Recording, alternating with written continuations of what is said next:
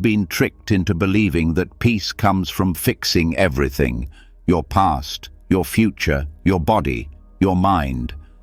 That once you finally figure it all out, the anxiety will disappear.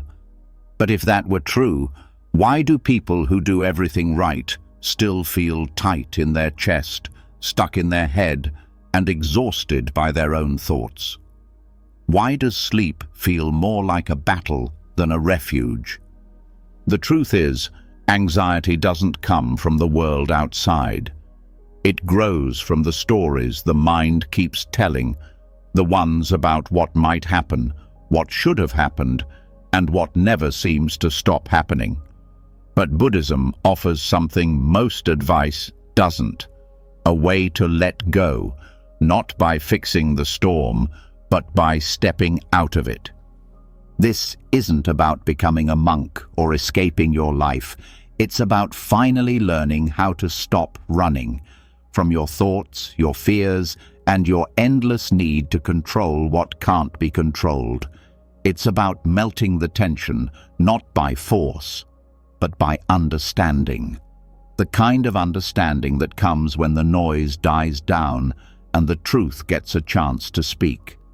Tonight, while your eyes rest and your body sinks into stillness, these teachings will begin to undo the knot inside your chest.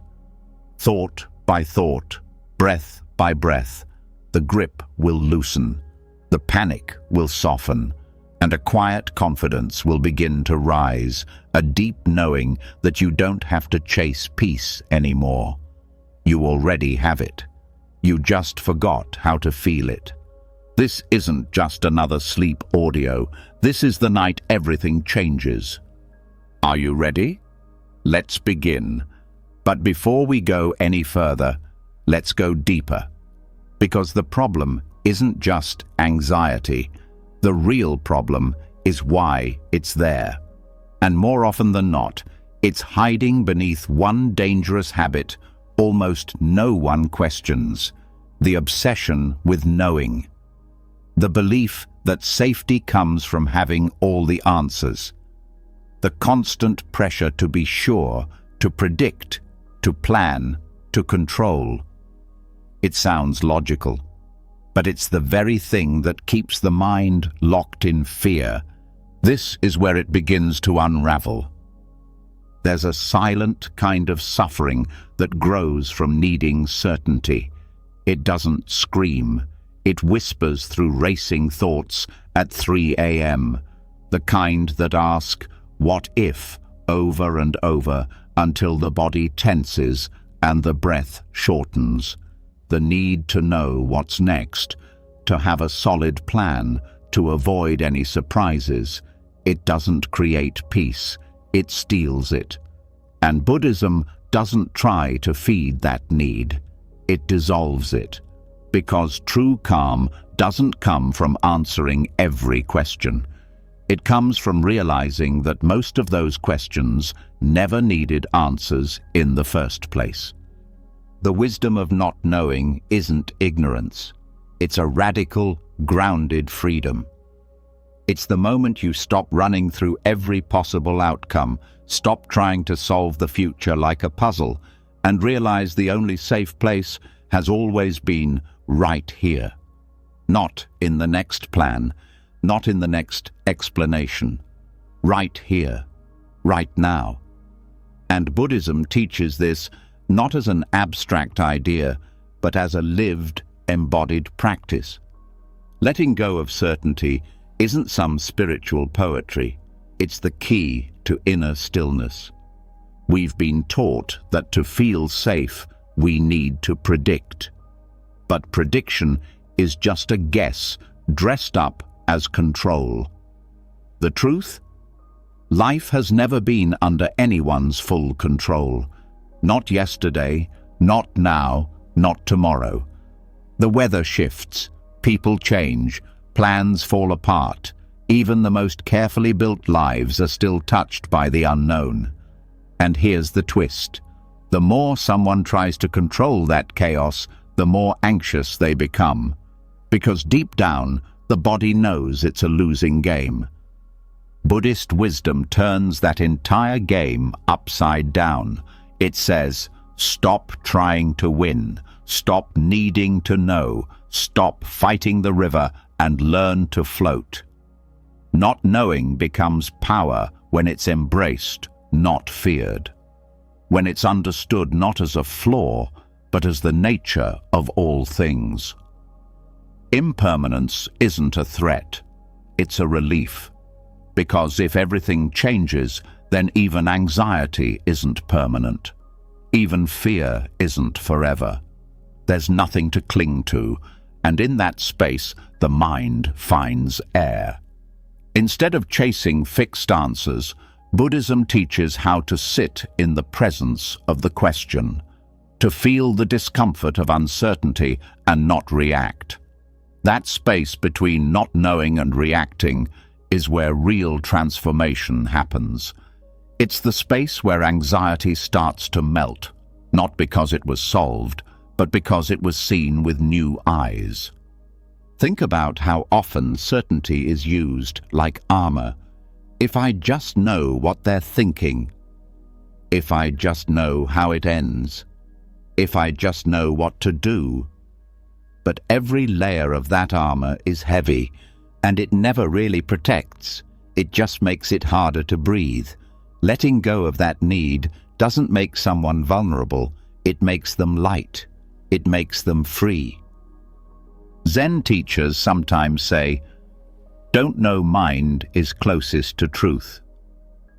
That phrase isn't a metaphor. It's a direct invitation to step out of the trap of constant labeling and judging and predicting. It's the exact opposite of what the anxious mind does. Anxiety tries to categorize every experience, label every emotion, forecast every outcome, and in doing so, it squeezes the life out of the present moment. But what happens when the mind softens, when it stops demanding answers? Something surprising takes its place. Not confusion, not chaos, but clarity, a quiet, grounded awareness that doesn't need a name or a plan. This isn't giving up. This is waking up. One of the most powerful tools Buddhism offers is curiosity. Not the kind that needs facts, but the kind that gently asks, "What is this?" without rushing to define it. When anxiety arises, instead of trying to get rid of it or explain it, the practice is to meet it, see it, feel it, let it be without trying to fix it. Because in that gentle meeting, something shifts. The anxious energy loses its grip. The need to label fades, and awareness takes its place. This is why so many Buddhist practices begin with the breath. Because the breath doesn't need to be understood, it only needs to be felt. The breath is never in the future, it's always now. And every time attention returns to it, the mind drops a little bit of its obsession with knowing. A breath can't be predicted, it can only be received. That's the training, moment by moment, breath by breath. Learning to receive what is instead of chasing what might be. What's extraordinary is how fast the nervous system responds to this. The body listens. When the mind no longer screams for control, the shoulders drop, the heartbeat slows, the stomach unclenches. Because finally, the inner command center has stopped yelling instructions, and in the silence, the body returns to its natural rhythm, a rhythm that was always waiting underneath the noise. The practice of not knowing is also about humility. It admits what most of us try to hide, that we are not in control, that we don't have all the answers, that life is bigger than our plans. But instead of resisting that fact, Buddhism bows to it. And in that bowing, there's power, there's release, The kind of release that feels like finally putting down a burden no one asked you to carry in the first place. Some of the greatest breakthroughs come from this surrender, not because a plan was made, but because the mind was quiet enough to hear something deeper. Intuition doesn't scream, wisdom doesn't argue. They wait for silence, they wait for space, and the obsession with knowing leaves no room for either. That's why Buddhist teachings are so full of paradox, because the truth doesn't fit neatly into answers. It lives in tension, in presence, in stillness. When the anxious mind hears that, it gets frustrated. It wants clarity, it wants resolution, but the deeper self hears something else. It hears peace, because peace isn't the absence of problems, it's the absence of needing to control them all. This shift is subtle but profound. It's the moment the inner voice says, "I don't know," and that's okay. It's not helpless, it's spacious, it's not giving up, it's giving in to the flow of life instead of the illusion of control. And slowly, that acceptance becomes strength. The kind that doesn't flinch when life swerves. The kind that smiles at change instead of fearing it. Even in meditation, this principle is key. Beginners often think they need to stop thoughts, but the truth is, there's no need to stop anything, just to notice, to stay with what is. That's the practice of not knowing, not trying to shape experience into something else, but allowing it to unfold. Over time, the mind learns that it doesn't need to be the director of everything. It can simply be a witness, a participant, a friend to the present moment. This isn't just spiritual poetry, it's neurological reality. When the mind stops over-analyzing, new parts of the brain light up. Areas connected to creativity, insight, and calm become more active. The nervous system resets. The immune system strengthens. Sleep improves. The body begins to repair. All from the simple act of no longer needing to know. The great Zen master Shunryu Suzuki said, "In the beginner's mind, there are many possibilities. In the expert's mind, there are few." Anxiety wants to be the expert. It wants to narrow the future into one safe path. But peace lives in the opposite direction, in the openness of a beginner's mind. A mind that sees the world fresh, without categories, without assumptions. A mind that doesn't need the future to be known to feel safe now. This shift isn't just personal, it changes how one relates to others. When the mind no longer needs to predict or judge, conversations become deeper, relationships become lighter. There's less pressure to fix or advise or explain, just presence, just listening. And in that space, connection grows. The wisdom of not knowing is not passivity, it's engagement without tension. It's the quiet confidence that whatever comes can be met. It's the rooted strength of someone who no longer needs life to follow their script. Because they've stopped writing scripts, they're too busy living. Letting go of certainty doesn't mean life becomes vague or meaningless. It means life becomes vivid, felt, real. Every sound, every touch, every breath becomes a doorway back to presence. And in presence, anxiety loses its fuel, because anxiety can only survive in the imagined future, never here. So the next time that wave of worry rises, pause.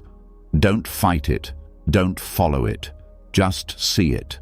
Know that it doesn't need to be solved. It just needs space, Give it that space. Give it permission to rise and fall, and know that in doing so, you're practicing the greatest form of courage, living without needing to know. And as the body softens, and the thoughts slow down, and the breath deepens, a different kind of knowing begins to emerge. Not the kind built on facts and forecasts, but the kind that's felt in the bones, the kind that says, I am okay, right here, right now. That's the wisdom of not knowing, and that's where peace begins. The moment certainty loosens its grip, something strange and subtle begins to show itself. A strange quiet, a hollow feeling, as if the mind suddenly asks, if I don't have to know everything, then who am I? That's not a flaw in the path. That is the path. When control fades, the self, the one who was clinging so hard, begins to flicker, and in that flickering, the next truth unfolds. The anxiety that once clung to the future also clings to identity, to the labels, the image, the role, the mask. Beneath anxiety often lives the fragile idea of me. And Buddhism goes deeper, not just to the fear of not knowing, but to the fear of not being something solid at all. There's a tension that lives quietly in the way people carry their own identity, a weight that comes from trying to always be someone who's strong, someone who's capable, someone who's healed, someone who's never anxious. These expectations build up like walls, trapping a person inside their own idea of themselves. It creates pressure to keep up the performance, to match the image. And when reality doesn't cooperate, when mistakes happen, when fear shows up, when life gets messy, anxiety flares, not just because of the event, but because of the threat it poses to that inner identity. Buddhism doesn't tell people to strengthen that identity. It gently suggests that the identity itself is the cause of tension, not because people shouldn't have a personality or story, but because believing that those things define them is what makes life feel like a constant test. There's a reason the Buddha taught anatta, the absence of fixed self. Because when the self becomes flexible, pressure disappears. When the mind no longer has to defend an image, peace becomes possible. Most people don't realize how deeply they're protecting their identity. It's not always loud or obvious. It's in the hesitation before saying, I don't know. It's in the way someone over-explains to prove they're smart enough. It's in the way someone avoids vulnerability to appear strong. These behaviors don't come from arrogance. They come from fear. Fear that if the image cracks, they'll be rejected, abandoned, unworthy. But what if that fear is built on a false foundation? What if the image was never needed in the first place? When someone starts to observe their own identity instead of living inside it, something shifts. The anxiety that came from always needing to measure up begins to lose power. The shame that came from failing to be a certain version of oneself begins to lift, because there's nothing to defend anymore, nothing to hide, just a stream of experience moving through awareness. Thoughts come, emotions pass, roles change, and none of them need to be clung to. There's a deep misunderstanding that identity equals meaning, that without a fixed sense of self, life becomes empty. But that's only true when identity is seen as the source of worth. Buddhism points towards something else, that identity is a tool, not a truth, a useful fiction that helps navigate the world, but not something that needs to be worshipped. And when that fiction is seen clearly, it stops being a prison. The anxiety of identity also shows up in comparison. If someone believes they are their job, then someone else doing better feels like a threat. If someone believes they are their reputation, then criticism feels like destruction. But if identity is soft, if it's understood as temporary, then there's nothing to protect. There's room to grow, to fail, to laugh, to evolve. And with that space comes calm. Meditation helps reveal this directly, not through ideas, but through experience. Sitting in stillness, the mind begins to watch its own patterns. It sees the way it tries to hold on. I am this. I should be that. I must not be that. But with time and practice, those statements lose their grip. They become like clouds, brief, shifting, insubstantial. And slowly, identity starts to feel more like weather than architecture, not something permanent, just passing formations. What rises in the absence of fixed identity isn't emptiness in the way most people fear. It's not hollow, it's spacious, light, freeing, like walking into a room with all the windows open. There's a Buddhist phrase, emptiness is form, and form is emptiness. It sounds confusing, but it's pointing to something simple. That the very things people cling to, thoughts, roles, emotions, are only real when they're held lightly. And when they're seen clearly, their empty nature reveals something new. Presence, aliveness, a kind of quiet joy that doesn't come from being anything in particular, just from being. The ego wants to make everything solid. It wants definitions, rules, status. But the truth is more like a river, always flowing, never fixed. And when people stop trying to freeze that river into a shape called me, they stop fighting reality. They stop being at war with who they think they should be. And that silence, that surrender, is where anxiety begins to disappear. There's also a beauty in not having to always be consistent. Identity demands consistency, but life isn't consistent. Some days someone feels strong, other days they fall apart. Some moments bring wisdom, others bring confusion. If a person believes they must always be one thing, they will suffer when they're not. But if they see the self as fluid, there's no punishment in changing. There's only movement. Even in relationships, this matters. Fixed identity creates conflict. You're supposed to be this kind of person. I thought I knew who you were. These expectations come from forgetting the truth of impermanence. When self is seen as a process instead of a product, compassion grows. There's less judgment, more room for surprise, less need to label, and more willingness to witness. The fear of losing identity is often tied to meaninglessness. But Buddhism shows that meaning doesn't vanish with ego, it expands.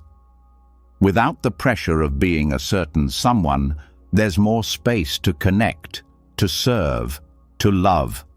Not because it proves anything, but because it feels natural. Because the heart no longer needs validation, it just wants to give. And underneath all of this is one deep truth. Peace doesn't come from being somebody. It comes from not needing to be anybody.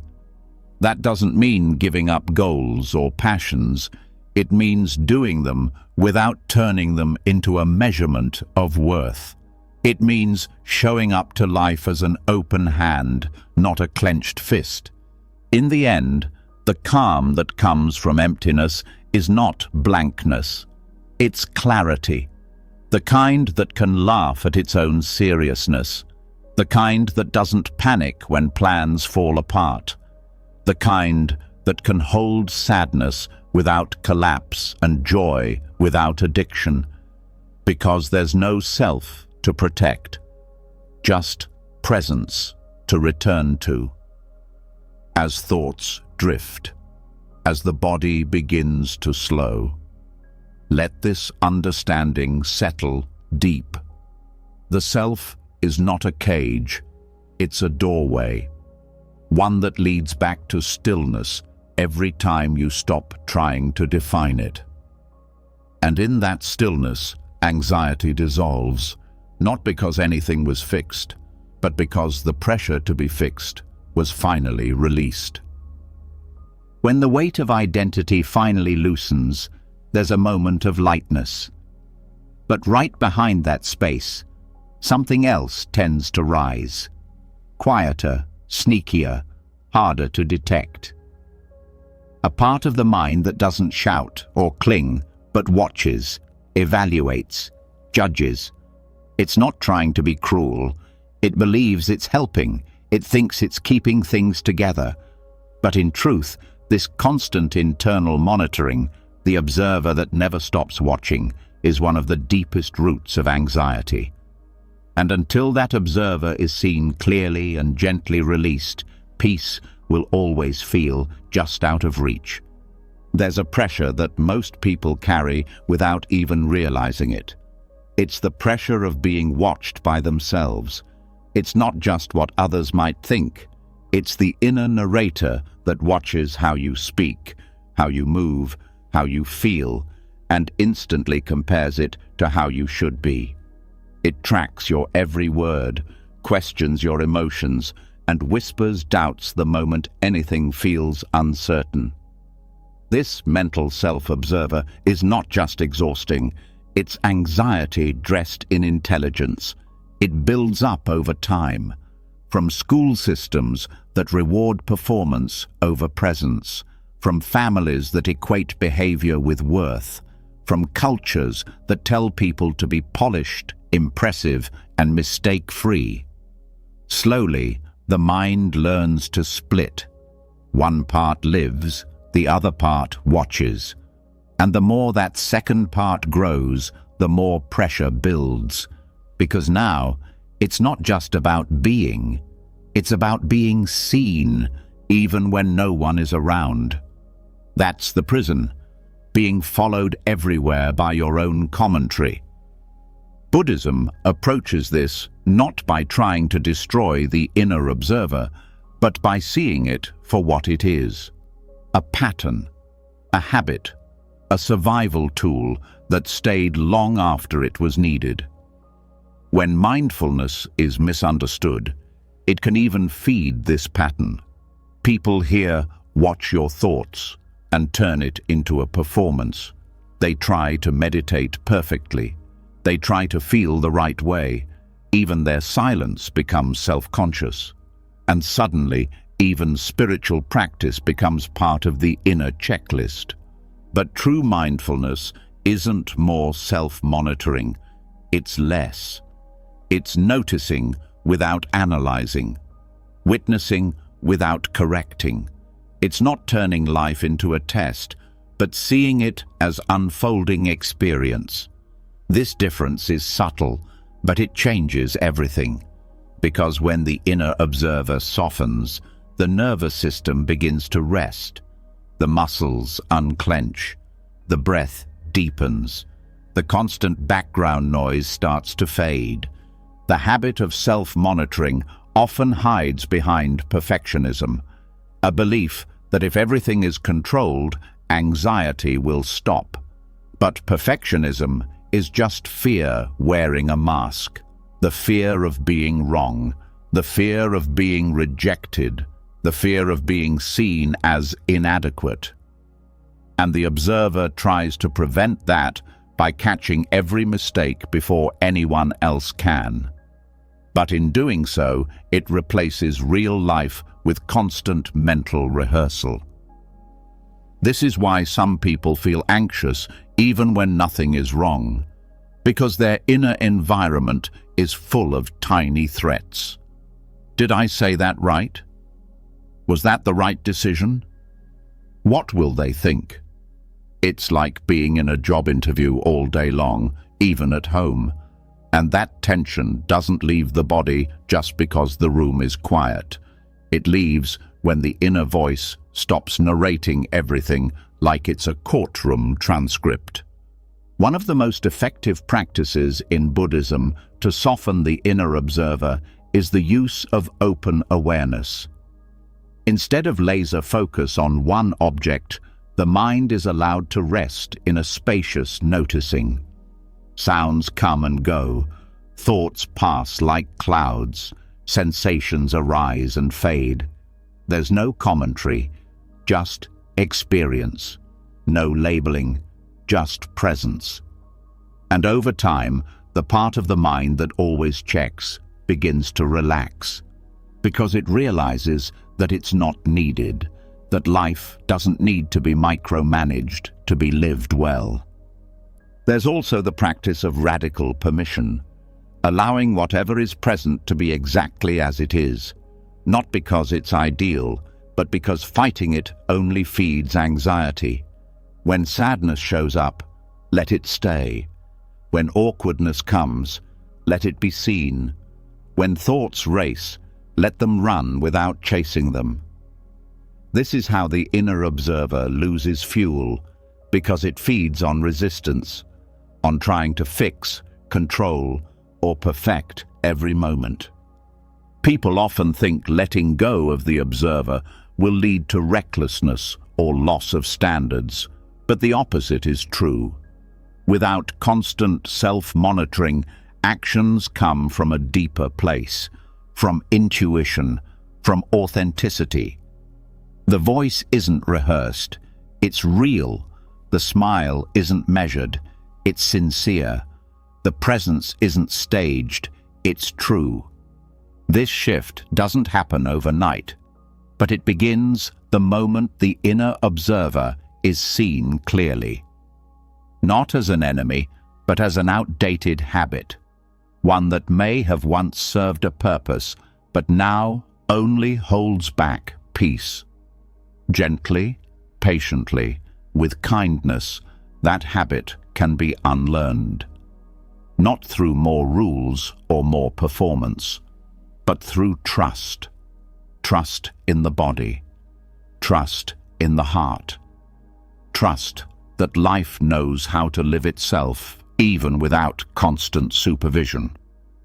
There's also something important to know. The inner observer often speaks in the voice of anxiety. It predicts failure before anything even begins. It turns neutral moments into danger signals. It constantly asks, "What if this goes wrong?" And in doing so, it creates tension where none existed. But when that voice is met with awareness instead of belief, it begins to lose power. It becomes background noise, not a command center. Sometimes, the way forward is to stop fighting that voice and start noticing its patterns. There it is again. That's the part of me that panics before every new thing. That's the voice that learned fear a long time ago. And just like that, a gap opens up, a space between the voice and the listener, and in that space, freedom begins to grow. Compassion is also essential here, because self-monitoring often comes with self-criticism, harshness, guilt, a running list of shoulds. But Buddhism teaches that compassion isn't a luxury, it's a necessity. Without it, the mind becomes a battlefield. With it, the mind becomes a refuge. Speaking to yourself kindly, even when things go wrong, isn't indulgent. It's medicine. It's how the nervous system learns that safety doesn't require perfection. The inner observer doesn't need to be silenced. It just needs to be seen, softened, and eventually released. When it relaxes, life becomes less like a performance and more like a dance. Movements flow, emotions shift naturally, even mistakes become part of the rhythm, and instead of bracing for judgment, the body moves with ease. Anxiety thrives on anticipation, and the inner observer is always anticipating what will happen, what they'll say, how you'll respond. But real life doesn't need that much preparation. It needs presence. It needs breath. It needs truth. The observer lives in the future, but peace lives here, right here. In the moment you stop watching yourself and start being yourself. Every moment of release counts. Every breath where the commentary goes quiet is a doorway, and with practice, those doorways become wider. The observer becomes quieter, and what remains is presence, calm, wholeness, the natural peace that was always underneath the noise. So, as the mind rests and the body softens further, let this truth take root. You are not the voice that watches. You are the space it appears in, and that space is already free, already enough, already at peace. Once the inner observer starts to fade, the silence it leaves behind can be beautiful, but it also uncovers something deeper, something more primal. Beneath the self-monitoring and overthinking, there's a pull, a tug-of-war the mind plays with the world. It reaches for what it wants. It runs from what it fears. That constant swing between craving and aversion is the hidden rhythm that drives most anxiety. It's subtle, but it shapes every choice, every mood, every thought. Buddhism calls this cycle samsara's pendulum. And unless this swinging is seen clearly and softened, the mind will keep spinning in panic, even when life is quiet. Craving doesn't always look like desire.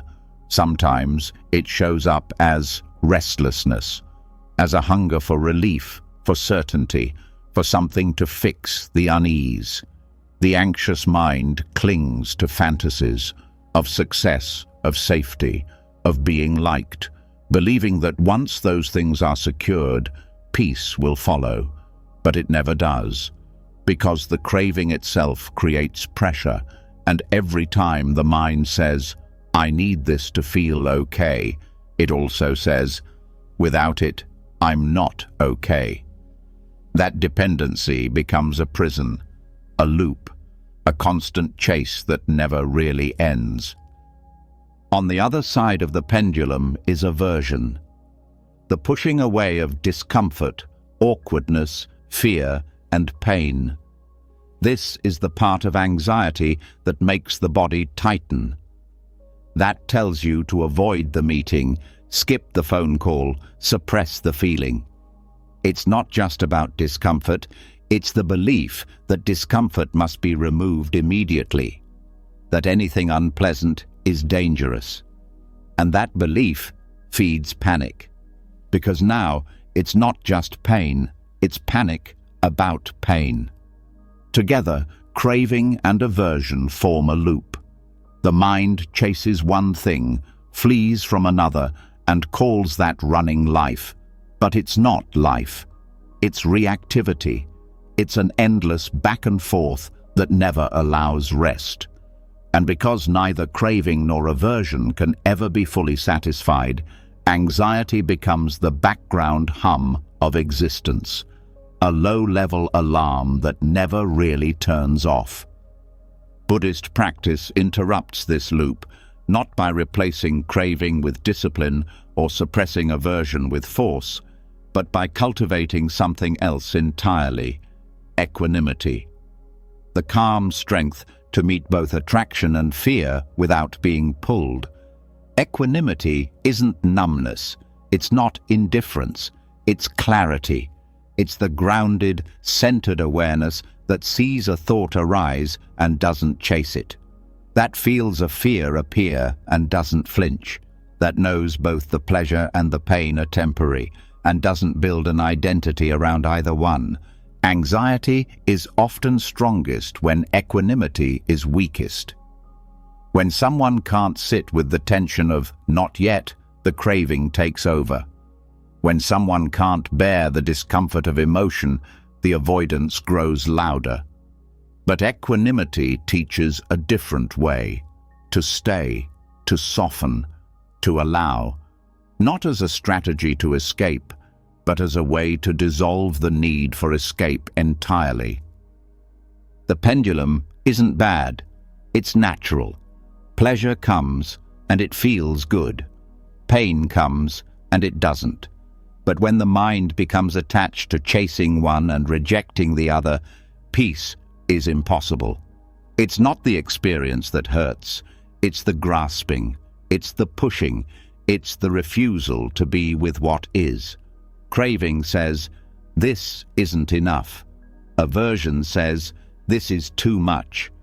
Equanimity says, "This is what's here." And in that shift, the cycle begins to slow. There's also a hidden fear behind craving, the fear of emptiness. That if we stop wanting, we'll lose direction. But Buddhism shows that true clarity doesn't come from grasping. It comes from seeing. When the need to fix and change everything pauses, space opens, and in that space, life reveals itself. Not as something to conquer, but something to meet, moment by moment. Even small things reveal the pendulum, craving the perfect response to a text, dreading a silent pause in a conversation, wanting to be praised, fearing being misunderstood. The mind is constantly pulling and pushing, but with practice, it learns to stay steady, to feel the swing but not be thrown by it. This is not passive, it's deeply alive, fully awake, because nothing is being numbed or avoided. Everything is being met. Meditation helps retrain the nervous system in this. When cravings arise, to move, to get up, to check your phone, you stay. When aversions arise, boredom, discomfort, restlessness, you stay. Not out of force, but out of choice. And each time you stay, the mind learns that not every urge needs to be answered. That safety doesn't require control. That peace can be present even when comfort is not. This is why Buddhism teaches non-attachment, not detachment. Detachment is pushing away. Non-attachment is letting things be without needing to hold on. It's the difference between rejecting the world and being free within it. And this freedom is what stops the pendulum, not by freezing it, but by stepping off the ride entirely. Some of the most common anxieties, fear of failure, fear of judgment, fear of loss, are rooted in the pendulum. Wanting to succeed, wanting to be liked, wanting to feel safe, and fearing the opposite. But when the craving dissolves, so does the fear, because there's no longer something that must be achieved or avoided for the self to be okay. There's also a misunderstanding that equanimity will make life dull, but the opposite is true. When you're no longer constantly reacting, you can actually see. The sky is clearer, the moment is sharper. Emotions are deeper, but lighter. Joy isn't a high, it's a still, quiet warmth. Sadness isn't a pit, it's just a passing wave.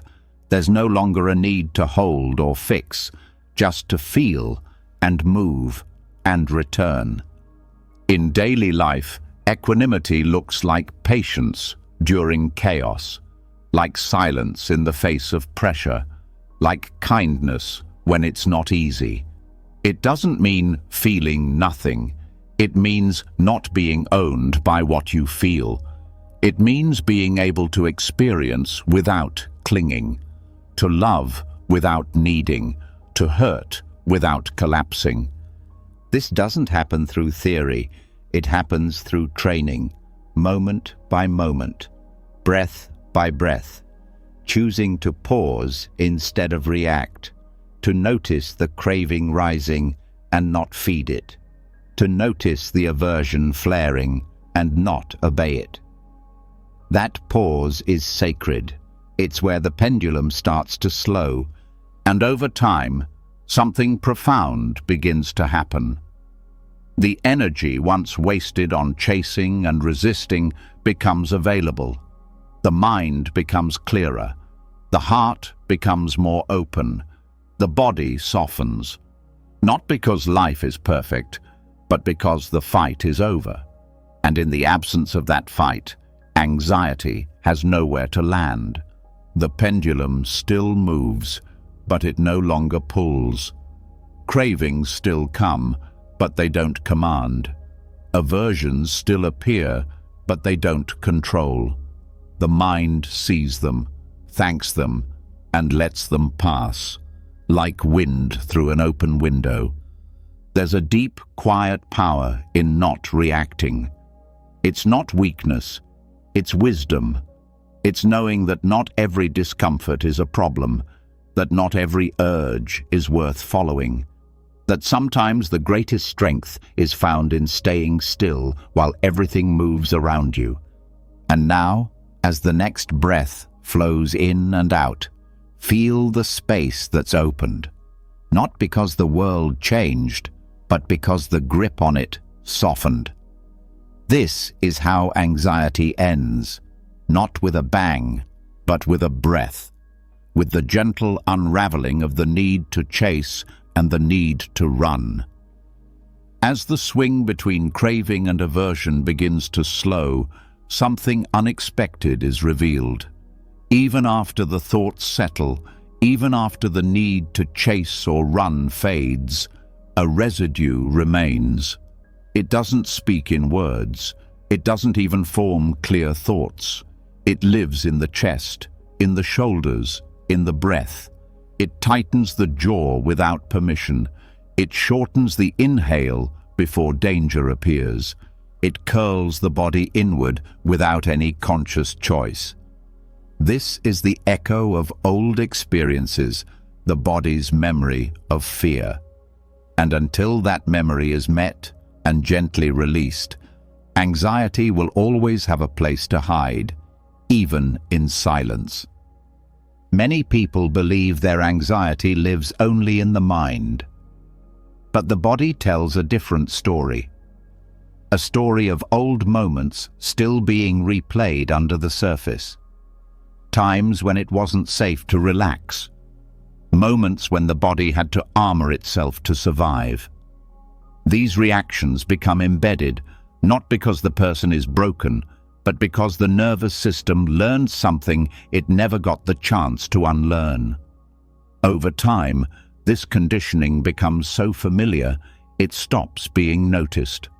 But the tightness is still there.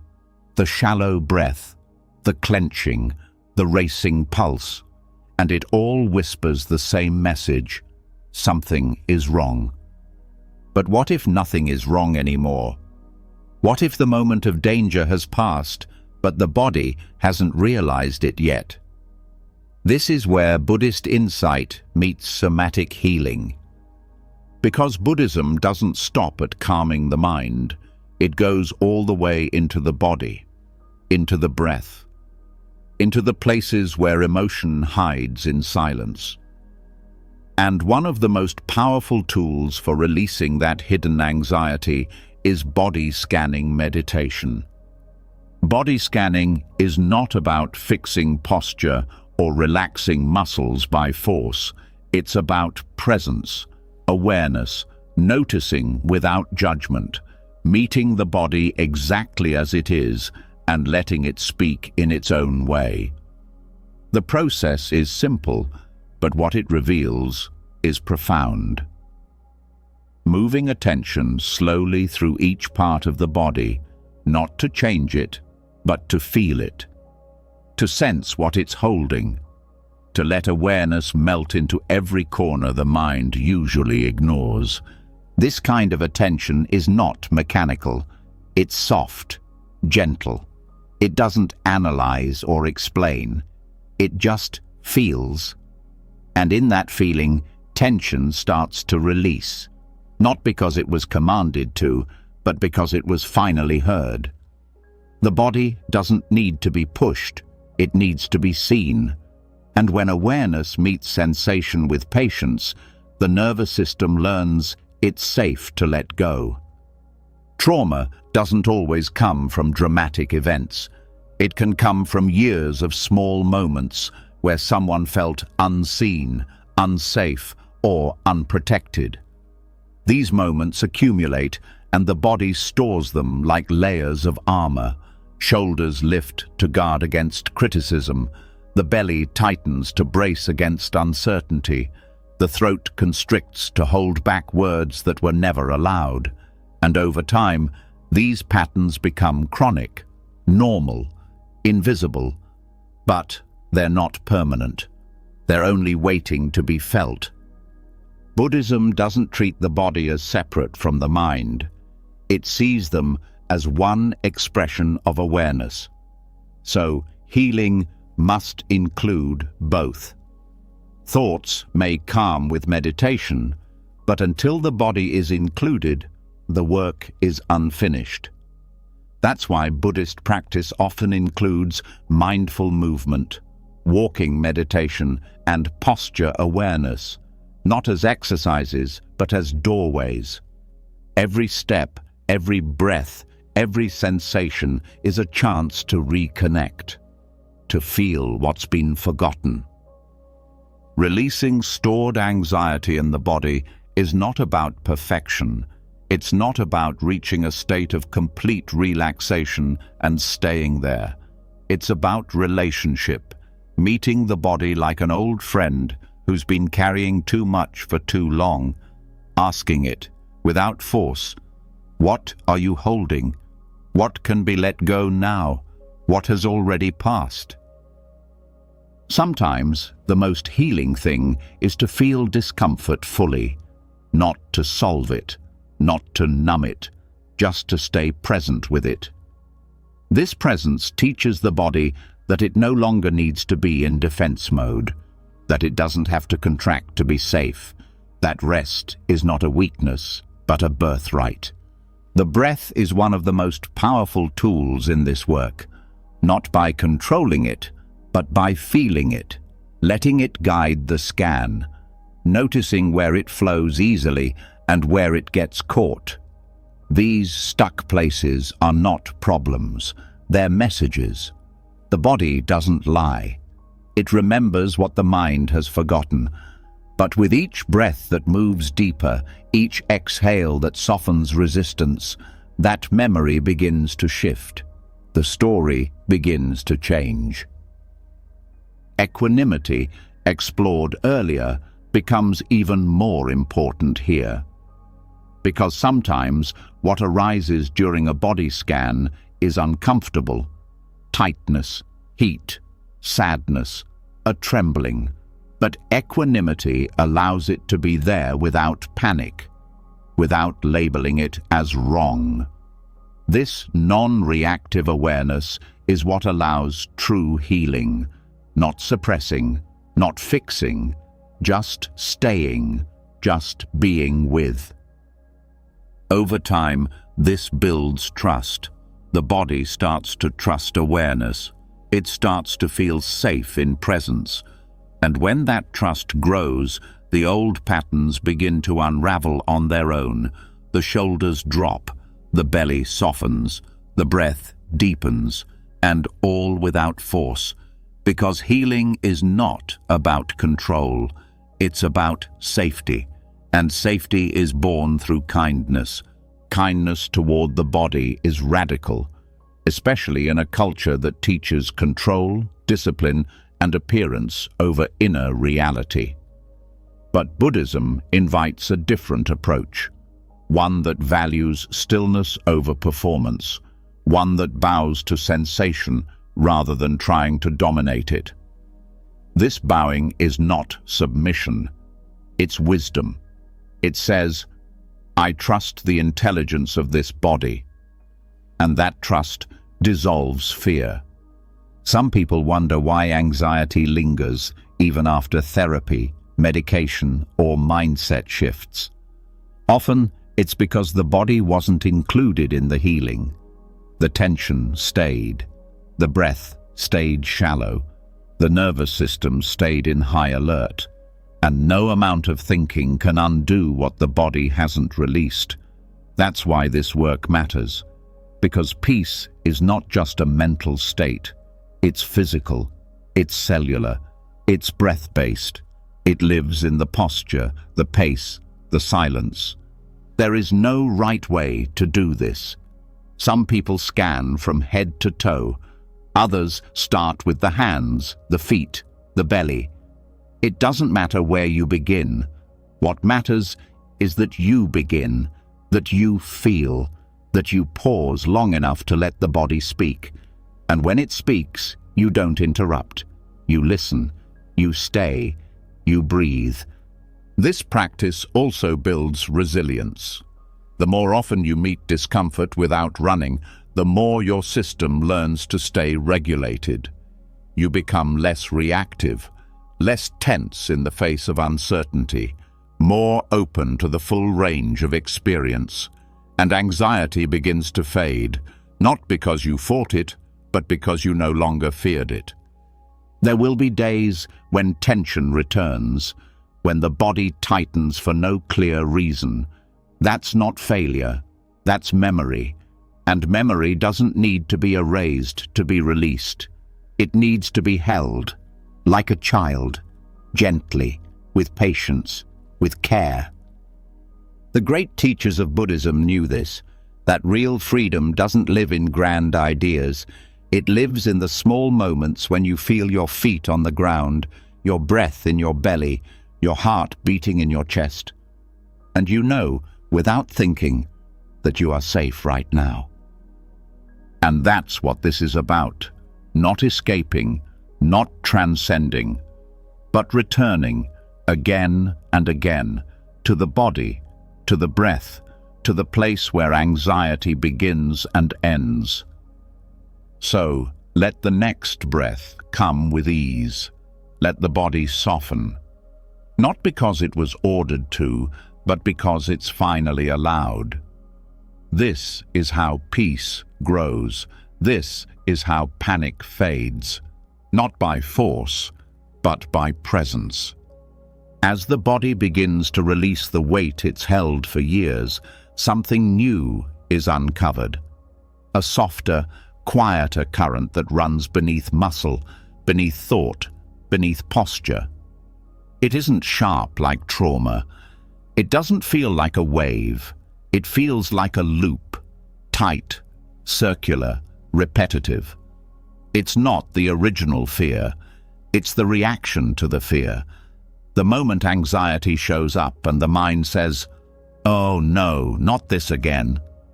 It's fear of fear, and it's one of the most invisible, exhausting patterns in the anxious mind. The pain is not just in the anxiety itself, it's in the resistance to it.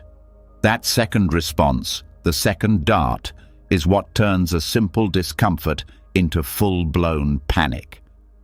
But it doesn't have to be this way. Not when you see what's happening with clarity and meet it with compassion instead of judgment. In Buddhist psychology, there's a powerful teaching about the two darts. The first dart is pain. The second dart is our reaction to it. The first is unavoidable. It's part of being alive. The body gets sick. The heart gets hurt. The mind gets confused. But the second dart, that one is optional. It's the mind's habit of doubling down. Why is this happening? This shouldn't be here. What's wrong with me? That's where suffering multiplies.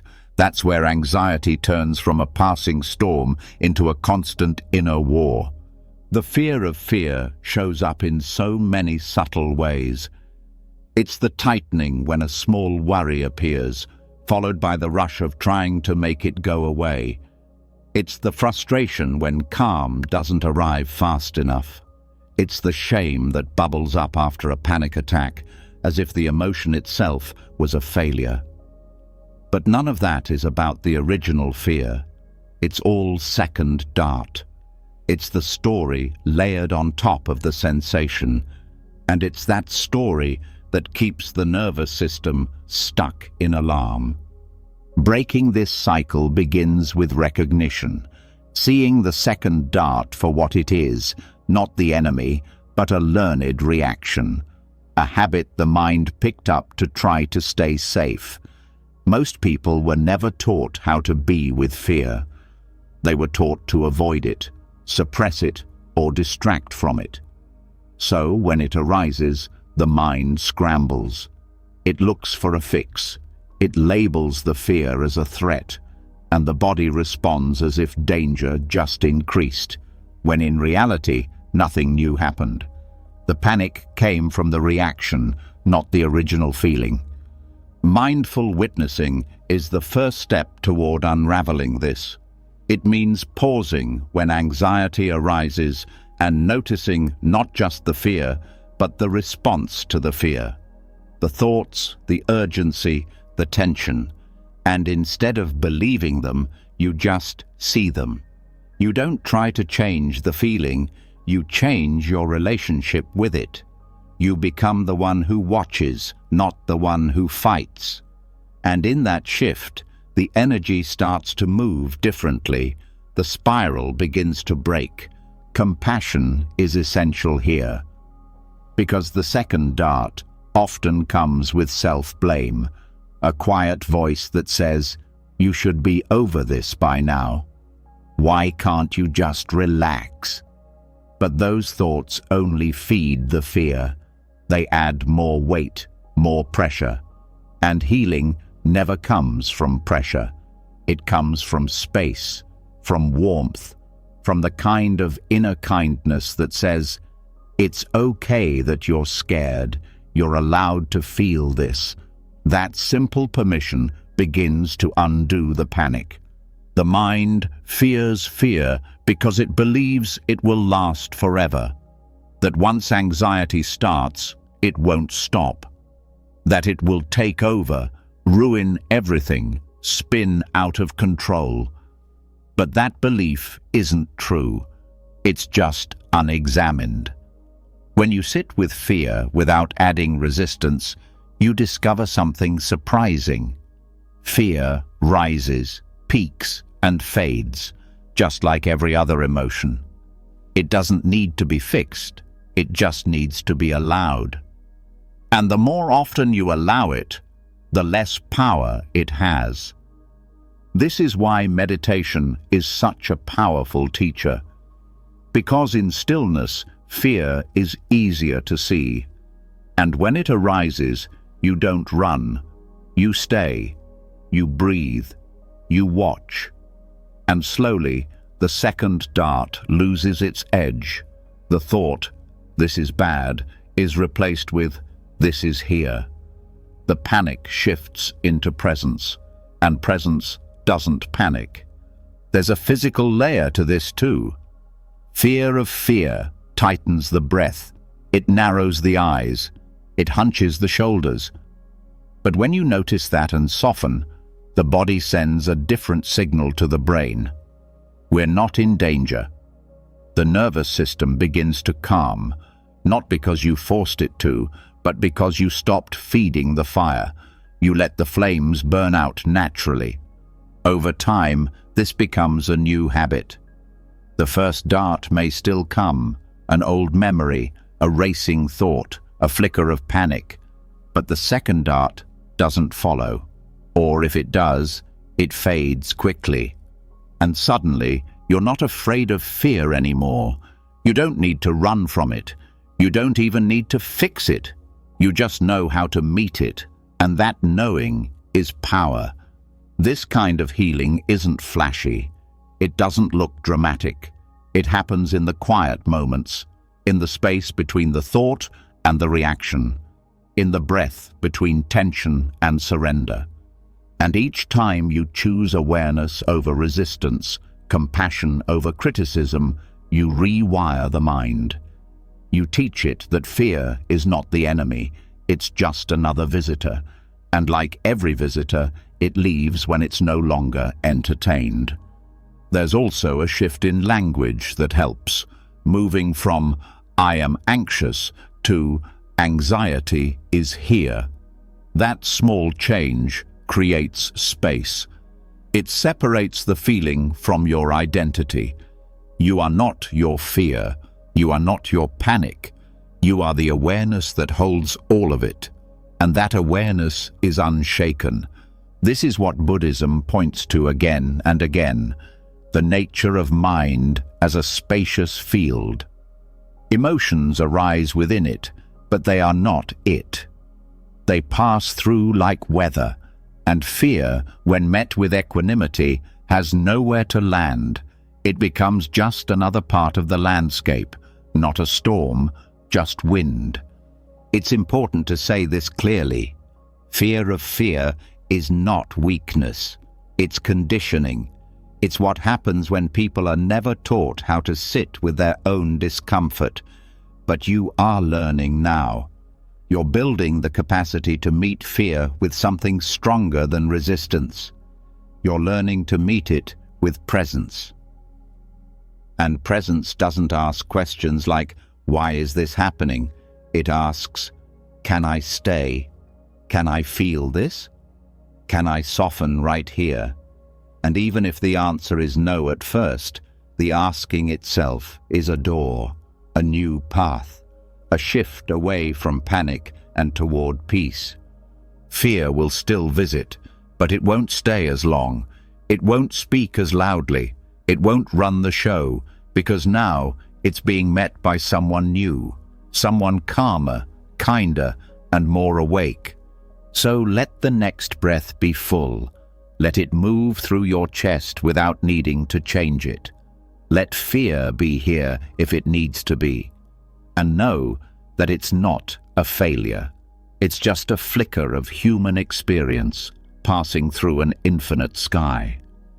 When fear no longer triggers fear, and the second dart begins to dissolve in awareness, the mind finds stillness. But there's something deeper that still stirs beneath the surface. A quiet hum that never really goes silent. It's the sense that something is always coming, that something must always be prepared for, a future that hasn't arrived but already feels urgent. This invisible pressure doesn't always scream. Sometimes it feels like restlessness, like impatience, like an unease that can't be placed. And it all comes from one place: time. Not time as it truly is, but time as the mind imagines it. Linear, rushing, urgent. That version of time feeds anxiety. But there's another way to experience time, a way that doesn't chase the future, a way that heals. Buddhism doesn't treat time as a straight line. It treats it as a construct of thought, something the mind uses to organize the world, but not something real in the way presence is real. Most of the stress people carry doesn't come from this moment. It comes from what they think this moment will lead to, from the imagined consequences of what's not yet happened. And that future thinking pulls attention out of the body, out of awareness, into a mental world that never settles.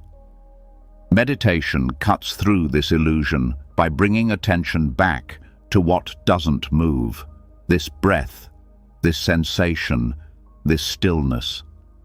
Clock time is useful, but it's not always helpful. There's a difference. It helps organize schedules, plan tasks, meet others. But when clock time becomes the lens through which the inner world is measured, peace becomes impossible. Because no matter how present someone tries to be, the mind keeps asking, what's next? It keeps measuring, judging, counting, and in that counting, life is missed. Anticipatory stress is a direct byproduct of linear time perception.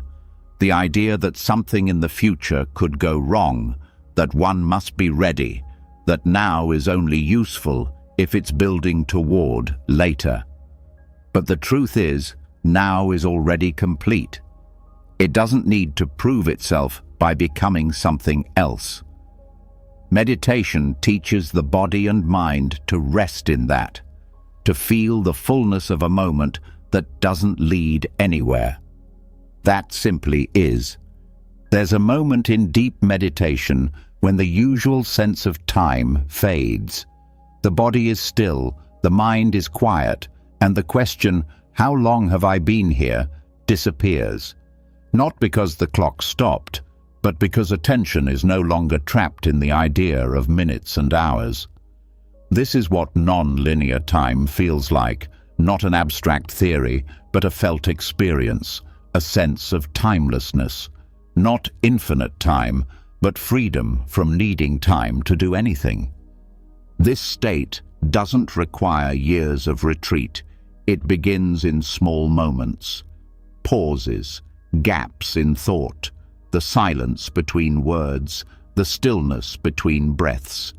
These are the entry points, and the more the mind learns to notice them, the less grip the future has.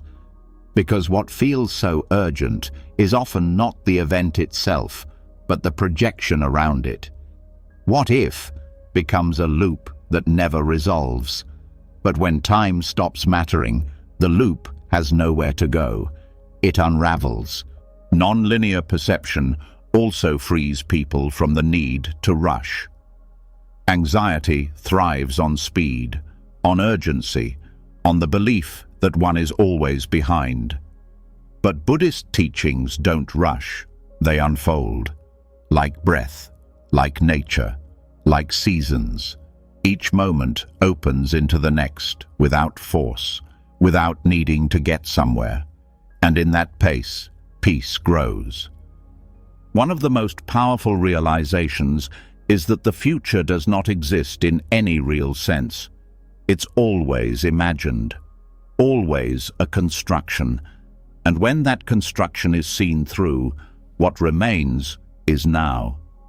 This now may be uncomfortable or joyful or neutral, but it's real, it's touchable. And that reality is grounding. It breaks the fantasy of future disaster. It allows the nervous system to reset. The practice of non-linear time also rewires how people relate to productivity. So much anxiety is tied to the feeling of falling behind, of not doing enough. But when presence becomes the focus, the obsession with outcomes fades.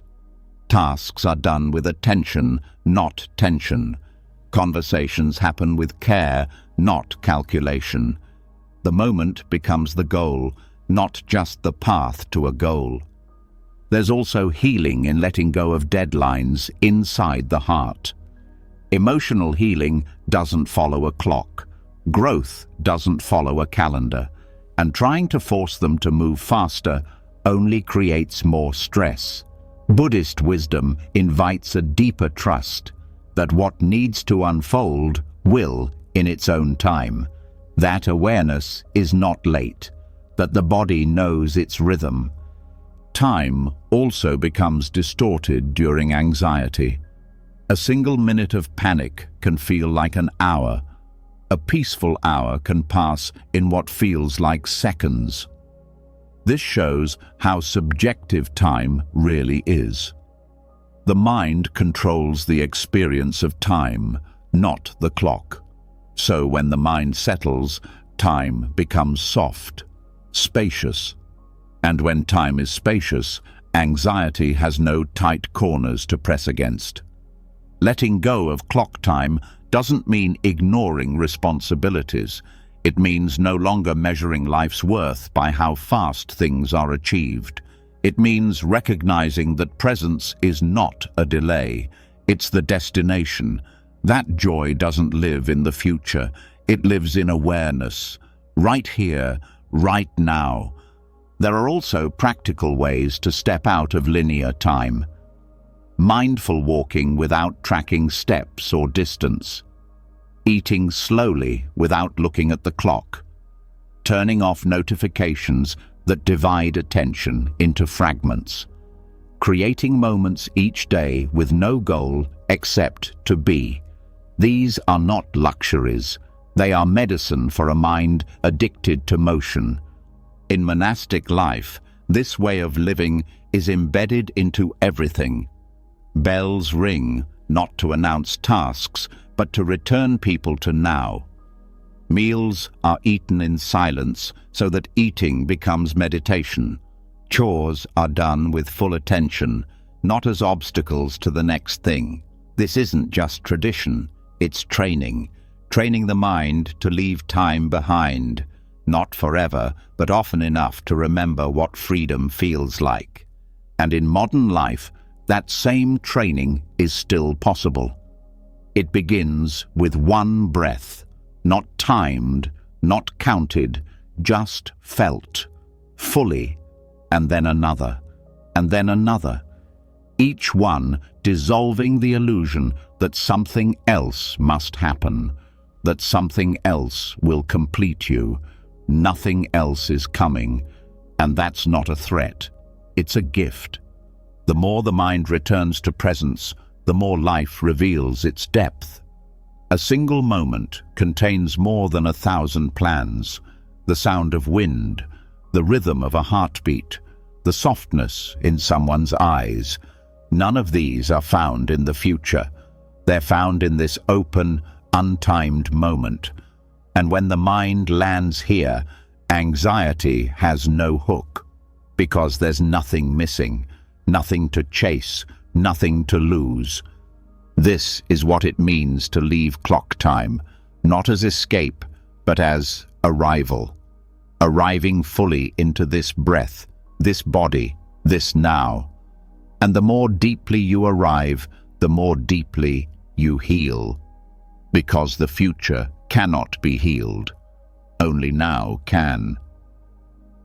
Let the breath move without schedule. Let the day unfold without prediction. Let time become soft, like mist, like space, like the sky. This is where panic ends, not in fixing the future, but in forgetting to fear it. Because there is no later. There is only this. As time softens and the future loses its grip, the mind begins to rest in something closer to its natural state. But even within presence, thoughts still arise, subtle judgments, tiny plans, memories drifting in without warning. The stream of thinking doesn't stop just because the clock disappears.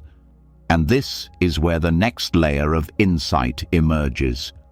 Beneath thought, beneath reaction, beneath even awareness of the present moment, there is something more subtle still. A space so quiet, so still, it exists before thought even begins. Not in the past, not in time, but in pure awareness, untouched by identity, untouched by worry. Buddhism calls this the breath before breath, and when the mind touches this space, anxiety no longer has anywhere to grow. This state is not abstract, it is not spiritual poetry, it is something deeply real and surprisingly accessible. Everyone has felt it at least once, those moments where the world fades just before falling asleep, when there's no effort to think, no urge to move, no voice narrating anything. Just pure presence, without content. The reason this state matters is because it's the only place the anxious loop can't follow. because the loop needs thought to survive. It needs commentary. But in pre-thinking awareness, the mind doesn't latch on. It just rests. The key to entering this state begins with breath, not the controlled breath of technique or discipline, but the raw breath that happens before it's noticed. Most people only connect with their breathing once it becomes shallow or tense. They catch themselves after the disturbance. But the invitation here is to connect with the breath so early, so subtly, that thought hasn't even arrived. The inhale that hasn't yet been labeled. The exhale that hasn't yet been managed. That's the doorway. To access this, the mind must slow down, not with force, but with permission. You don't grab at the breath. You don't guide it. You simply meet it, gently, like catching a feather in freefall. Attention shifts from thought to sensation, but even that shift is soft. There's no inner voice saying, "Now I am focusing." That would be too late. The practice begins before that voice, before the observer forms. It's awareness of awareness itself. This may sound impossible, but it's closer than you think. All it requires is a kind of listening that doesn't wait for words, a sensing that doesn't need shapes. Most meditation techniques guide people into this slowly. Watching the breath, noticing sensations, naming thoughts. These are steps that prepare the system. But this practice skips even the preparation. It starts from stillness. And in that stillness, you notice something surprising. There is no need to do anything. Awareness is already here. The breath is already happening. The only thing missing was noticing it without naming it. This is what interrupts anxiety at its very root. Because anxiety always begins with a story, a projection, a resistance.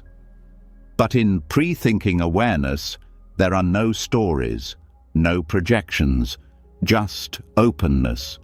Thoughts may still come, but they don't catch.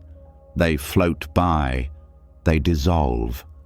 And slowly, the habit of following them fades. It's like watching ripples fade on a lake. You don't need to push them down. You simply stop throwing stones.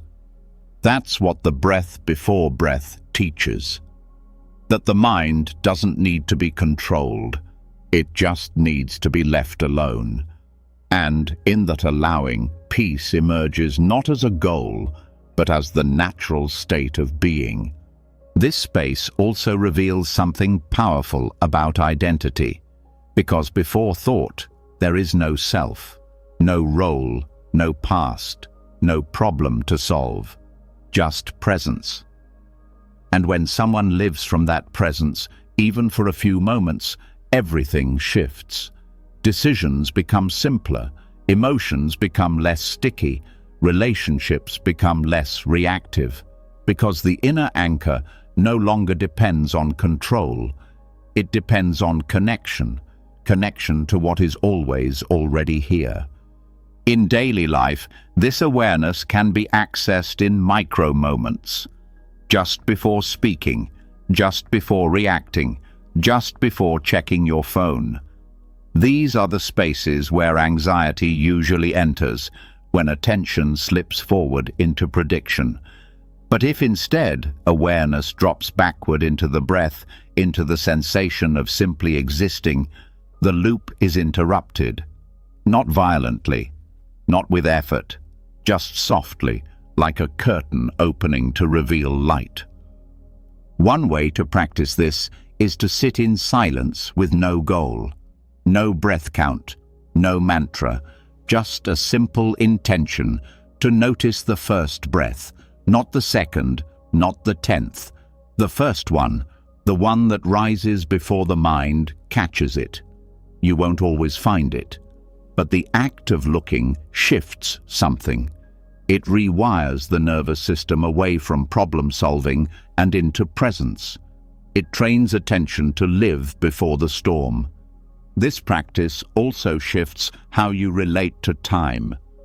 Because before thought, there is no urgency, no clock, no future, and in that timeless space, the body heals, the breath regulates, the heart rate slows, the immune system recalibrates, all from doing nothing, not passive nothingness, but alive stillness, the kind of stillness that listens with its whole being. Over time, this becomes less of a practice and more of a home. A place the mind naturally returns to when panic arises, not to escape, but to remember that you are not the anxious thought. You are the space it appeared in, and that space cannot be harmed. What's powerful is that this doesn't require special conditions. You don't need a meditation cushion. You don't need silence. You don't even need to close your eyes. You just need a breath. One breath that is felt, not manipulated. One breath that arrives before thinking begins. And from that breath, everything else slows down.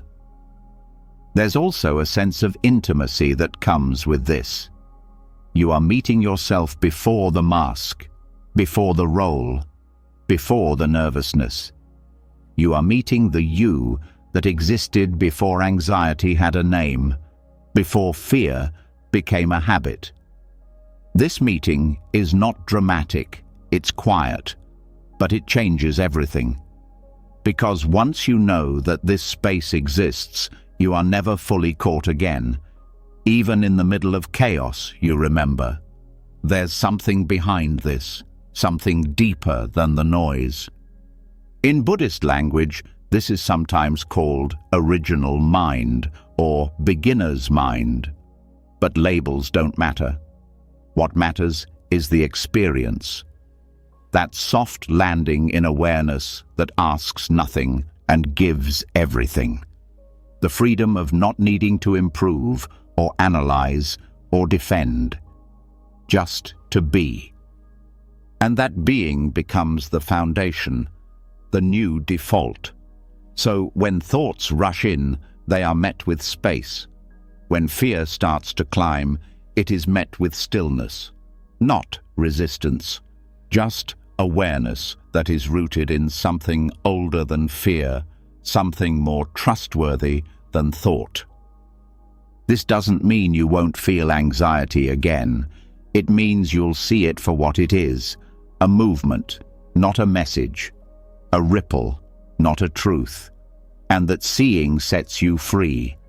Let the next breath rise and fall, not because you made it happen, but because it always does. That rhythm is ancient. That awareness is yours. You don't need to do anything. You are already resting in the space before thought, the breath before breath. And in that space, everything is calm. Even after touching the space before thought, after finding the breath untouched by words, something still pulls. The moment the world returns, sounds, voices, alerts, sudden movements, the body tenses again, the mind wakes up, and the old habit kicks in. Reaction, the need to respond, to answer, to fix, to judge, to plan. The moment presence is interrupted, the reflex to respond comes rushing back. But what if that habit could be let go of too? What if peace isn't just found before thought, but also in the decision to no longer respond to everything that follows? There is a hidden anxiety in constant response. Most people feel responsible for every sound they hear, every message they receive, every feeling that rises inside them. It doesn't feel like a choice. It feels automatic. Someone speaks, and the mind prepares a reply. A phone buzzes and the hand reaches for it. A thought arises and attention follows. But the truth is, not everything requires a response. Not every sound is a call. Not every feeling is a command. When the need to react to everything dissolves, space opens, and in that space, real calm begins. The nervous system is shaped by how often it is pulled. Each time the mind rushes to react, it confirms the belief that something outside or inside must be handled right now. This creates a cycle of urgency. The body tightens, the heart speeds up, the breath becomes shallow. Even when nothing is wrong, the inner state mimics an emergency. The result is chronic mental fatigue, a deep exhaustion from constantly managing stimuli, not just physical, but emotional and psychological too.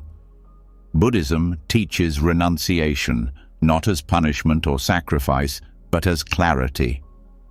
To renounce something doesn't mean to hate it. It means to recognize that it no longer serves, that it adds weight instead of freedom. And one of the most powerful things someone can renounce is the need to react. The belief that attention must always lead to engagement. That awareness must be followed by action.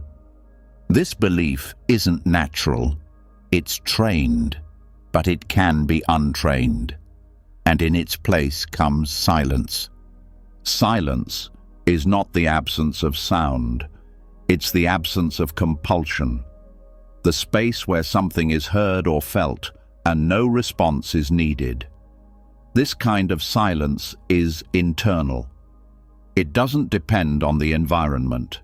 It lives in the gap between stimulus and reaction.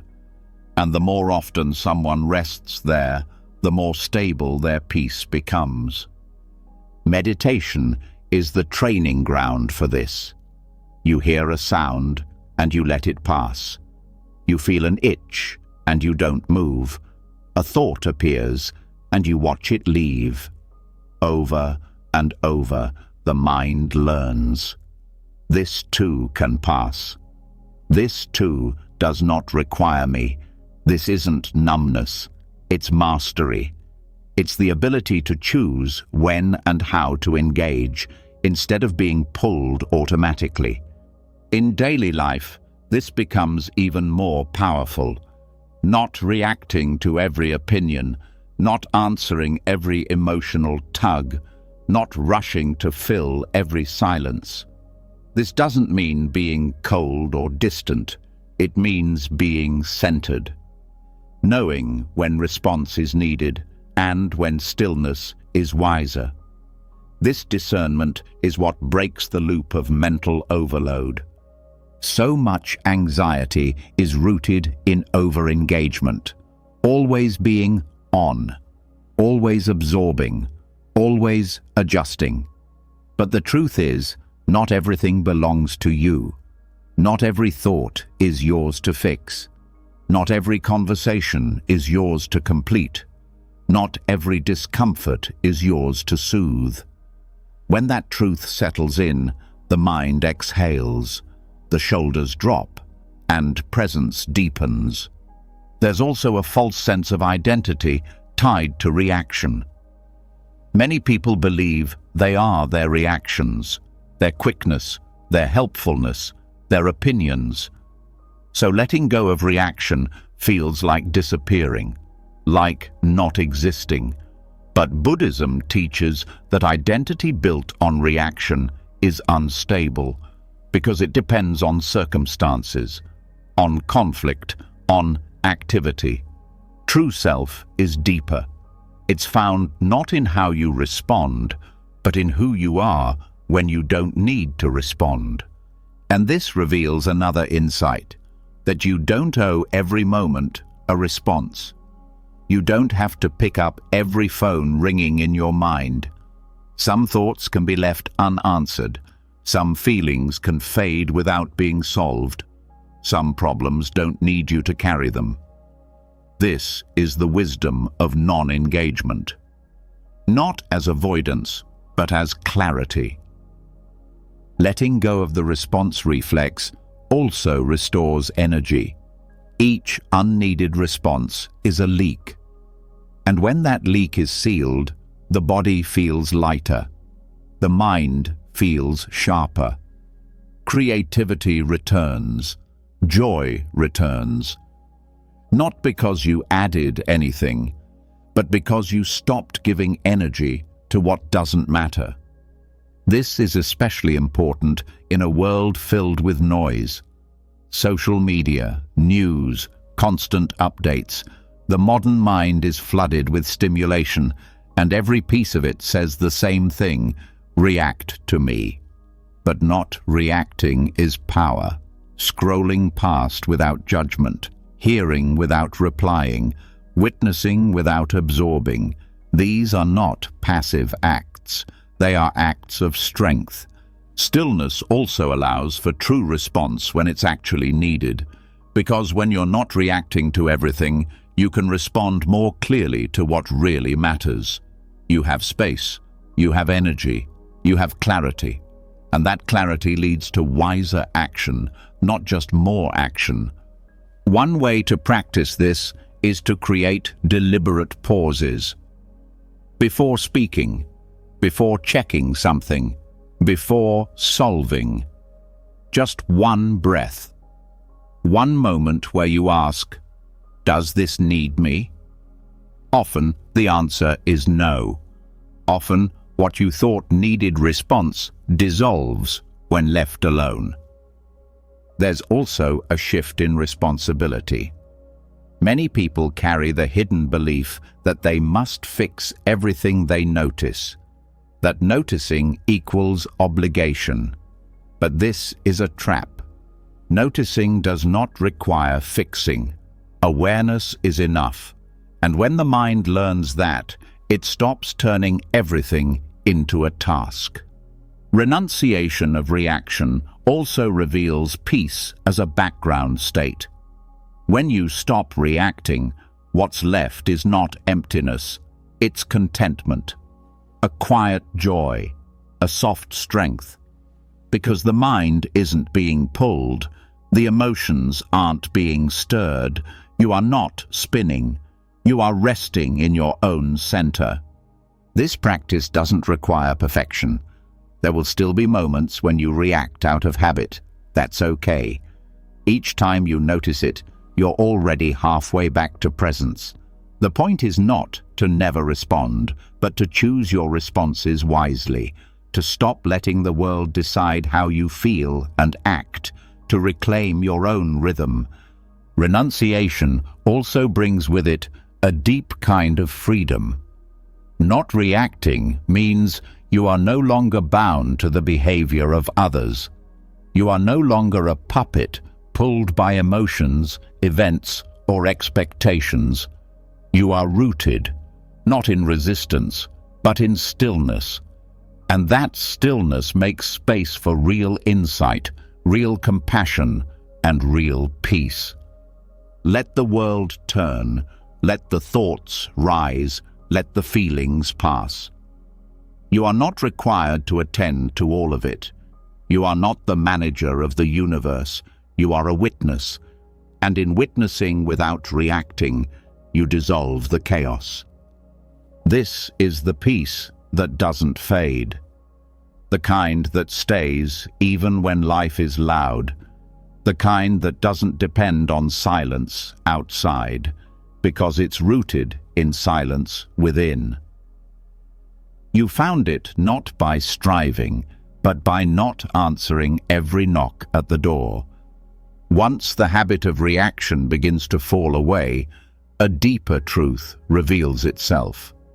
Underneath the reflex to respond to every sound, thought, and feeling lives something even more persistent. The belief that peace only comes when life goes a certain way, that calm is earned through control, not the obvious kind of control, the loud dominance or perfectionism, but the quiet, daily effort to manage everything. The subtle tightening of plans, the mental rehearsing of conversations, the way attention scans constantly for what might go wrong. It all comes from the same root, a deep fear that without control, things will fall apart. But what if the need for control is the very thing causing the suffering? Control promises safety. It says, if you prepare enough, you won't be surprised. It whispers, if you manage everything well, you won't feel pain. This seems logical. The mind believes it, and so it tries harder, schedules more, plans every detail, corrects every mistake, fixes every feeling. But control is a contract with no satisfaction clause. It never feels complete. Because the future can't be controlled. People can't be managed like machines. Emotions don't move on command. And when life doesn't follow the script, the anxiety deepens, not just because things didn't go as planned, but because the plan was mistaken for safety. Buddhism sees this clearly. It teaches that control is a form of grasping, a tightness around life itself. And wherever there's grasping, there's suffering. Not because life is cruel, but because resistance to its flow always creates tension. The more control someone tries to impose, the more disconnected they become from reality. Life isn't a puzzle to be solved. It's a movement to be joined, a rhythm to dance with. And that dance begins when control ends. There's a difference between clarity and control. Clarity sees things as they are. It flows with change, adapts, listens. Control resists what is, demands what should be, and fears change. Clarity brings peace. Control brings pressure. And this pressure shows up in the body. The jaw clenches. The hands stay busy. The chest feels tight. The breath becomes shallow. All signs that the mind is trying to grip what it can never fully hold. The illusion of control is also tied to identity. Many people believe they are only as good as their ability to manage outcomes, to stay calm, to be productive, to meet expectations. But that identity is fragile. It breaks when plans fall apart. It crumbles under the weight of unexpected emotion. And so the anxiety grows, not from the event itself, but from the fear of no longer being who you thought you had to be. Letting go of control doesn't mean letting go of responsibility. It means releasing the illusion that everything depends on you. It means doing your part fully and then stepping back. Trusting the process. Trusting that not everything needs your constant supervision. Control says, it's all on me. Clarity says, I'll show up and let life move as it needs to. The mind resists this at first. It wants certainty. It wants insurance against the unknown. But the unknown is not the enemy. It's the space where life lives. Every joy, every discovery, every moment of peace you didn't plan, all came from the unknown. Control would have skipped them, but surrender receives them, not passively, but with full presence. One practice that helps loosen the grip of control is inquiry, gently asking, what am I trying to manage right now? What would happen if I let this be? Is this mine to carry? These questions don't dismiss responsibility. They reveal where control is being confused with care. You can care deeply and still let go. You can act with intention and still release the outcome.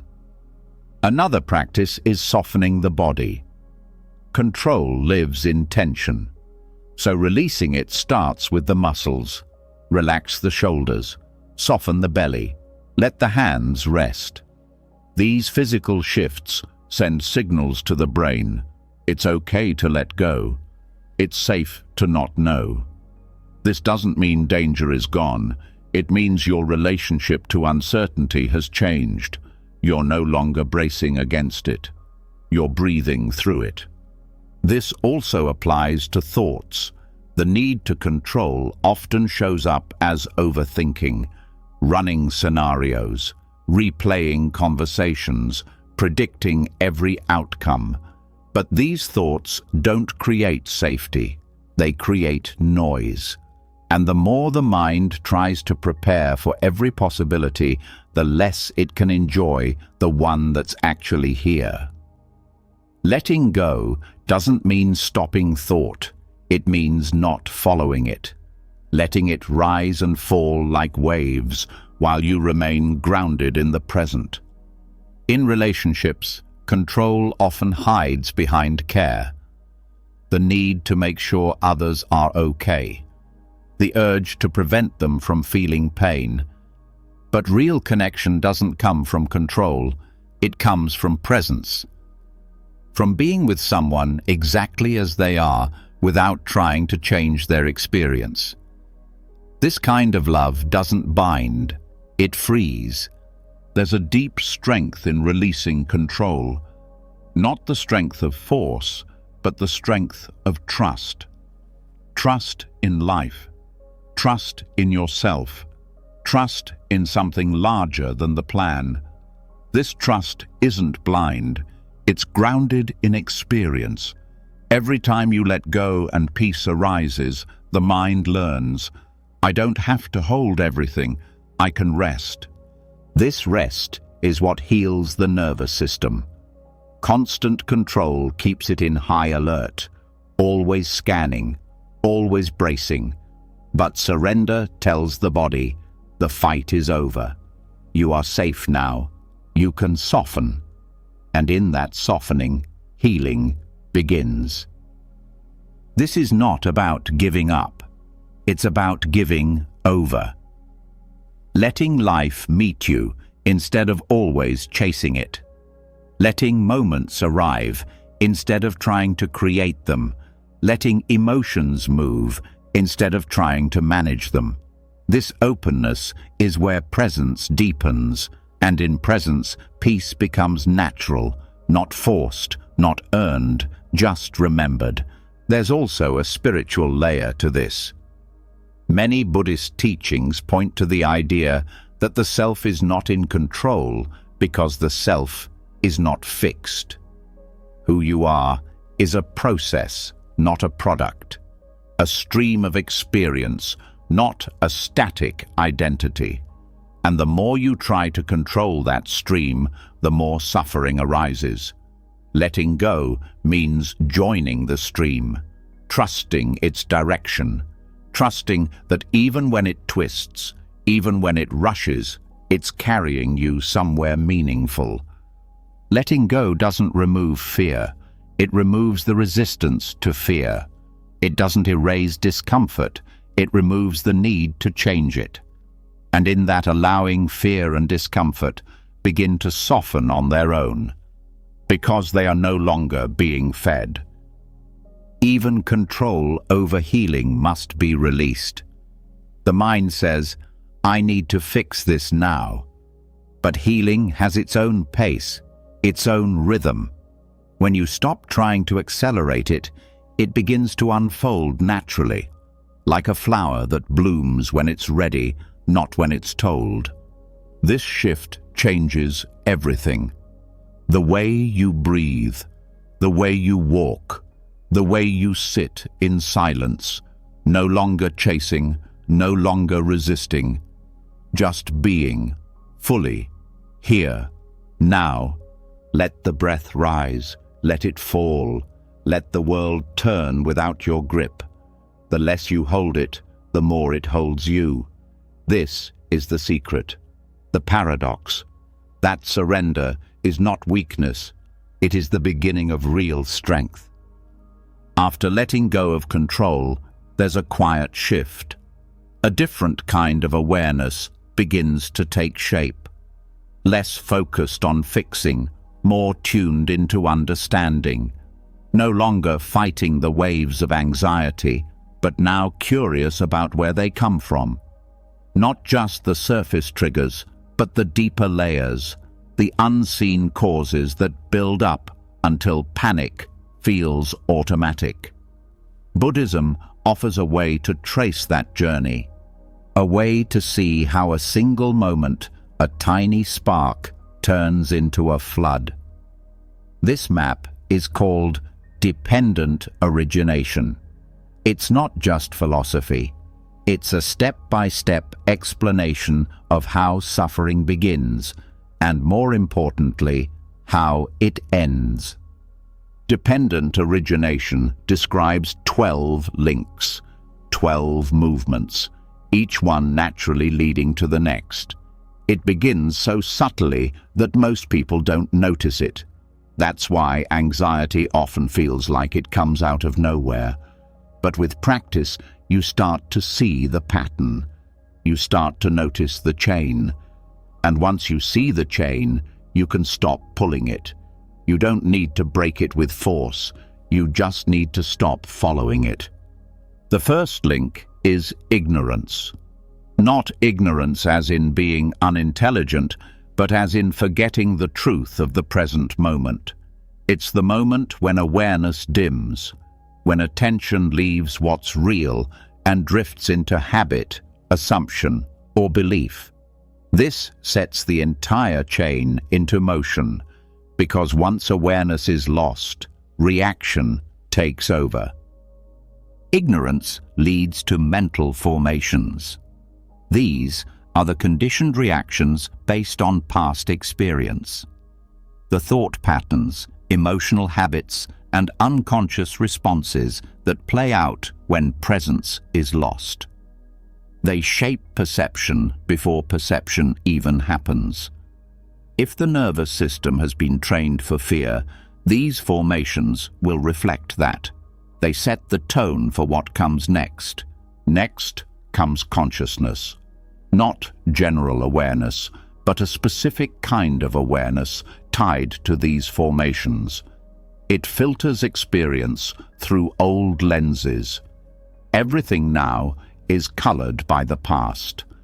This consciousness is narrow. It looks for what it expects to find. If fear was planted early, fear is now more likely to be seen. Following consciousness comes name and form, the building blocks of identity and the physical body. This is where experience starts to become personal. The mind begins to say, "This is me," and "This is happening to me." A sense of separation takes shape. The world feels solid, fixed. Experience stops being just sensation and starts being a story. That sense of self gives rise to the 6 sense bases: the eyes, ears, nose, tongue, body, and mind. These aren't just physical organs, but the entire system of receiving information. With these in place, the world floods in. Sensory input becomes constant. Every sight, sound, and thought has a doorway. From the senses arises contact, the meeting point between the sense organ, the object, and the awareness of it. It's the moment when experience is felt directly, the warmth of a touch, the sharpness of a word, the volume of a sound. Nothing is good or bad yet, it's just raw data. But this is where things begin to turn. Contact leads to feeling, pleasant, unpleasant, or neutral. This is the first spark of reaction, the moment something feels nice or not, the moment the body leans in or flinches away. It's still simple here, just a response. But if awareness isn't steady, this spark turns quickly into fire. The next link is craving. When something feels good, the mind wants more. When something feels bad, it wants it gone. Craving is not just desire, it's the compulsion to change the moment. It's the refusal to stay with what is. This is where the anxiety begins to grow, because now peace depends on getting or avoiding something, and that tension makes the present feel incomplete. Craving turns into clinging, not just wanting, but holding on, building identity around what is wanted. I need this. I must avoid that. This feeling means something about me. Clinging makes the moment personal. It creates pressure. The stakes get higher. Everything becomes a test, and the nervous system reacts. Clinging leads to becoming. The identity now hardens. The self feels defined by what it wants, what it fears, what it avoids. This is not just personality, it's the emotional atmosphere. The body contracts, the thoughts repeat. The future is imagined as something that must be shaped. Becoming is the momentum that carries anxiety forward, even when nothing is happening. Becoming leads to birth, not physical birth, but the birth of a specific self in the moment, the anxious self, the overwhelmed self, the one who feels the panic, the one who believes the thoughts. This birth feels real. It feels like me, and because it feels so real, it becomes the lens through which everything is seen. Finally, birth leads to aging and death. Again, not physical death, but the death of peace, the decay of presence. The cycle completes in suffering, in grief, in fear, in all the painful emotions that come when a moment becomes a threat and the self feels fragile. But here's the power of this teaching. Any link can be stopped.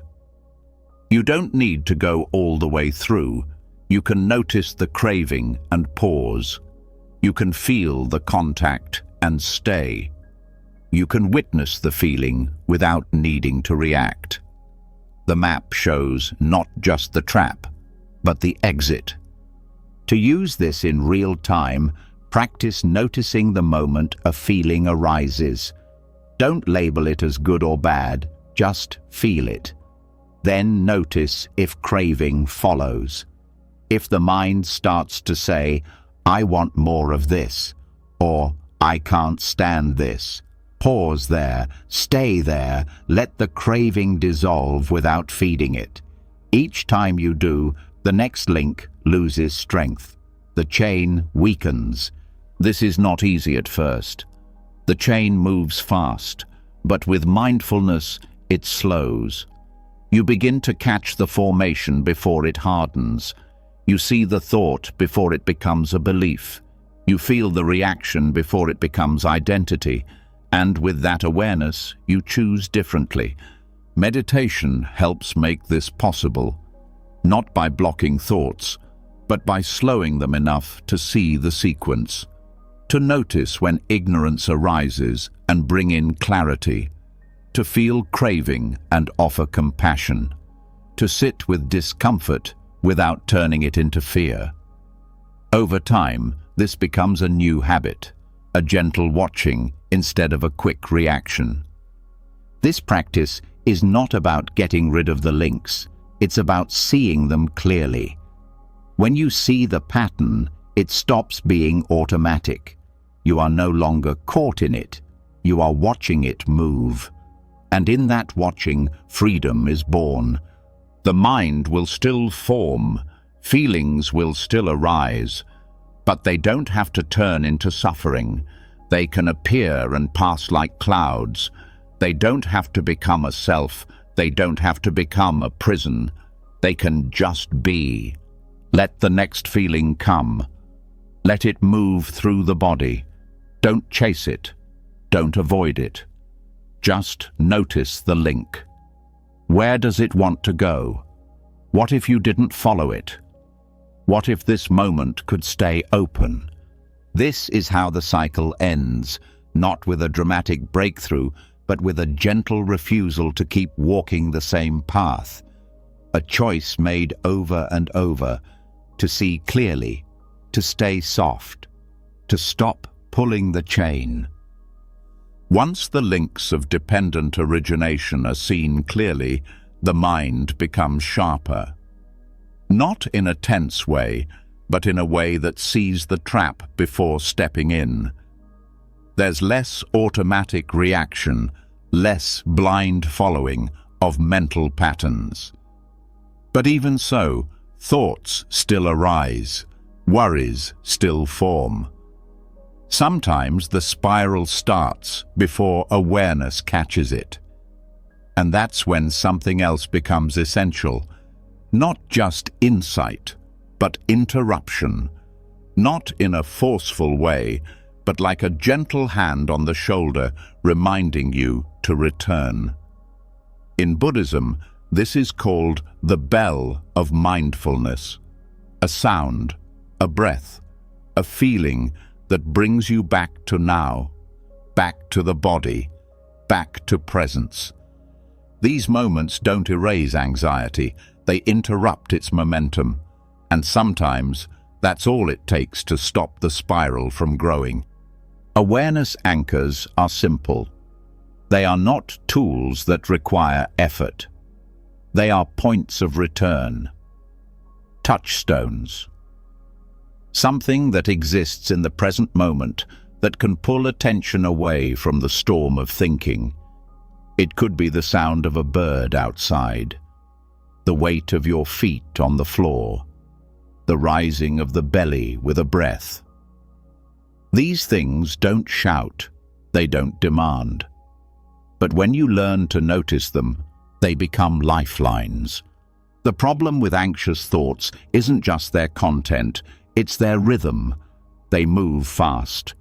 One thought triggers another, then another, and within seconds, you're imagining worst-case scenarios, future disasters, things that haven't happened and may never happen. The thoughts build on each other because there's nothing breaking the chain. The momentum grows because there's nothing interrupting it. But a single moment of attention can stop it cold, not by solving the thought, but by stepping out of the loop entirely. The bell of returning isn't always a sound.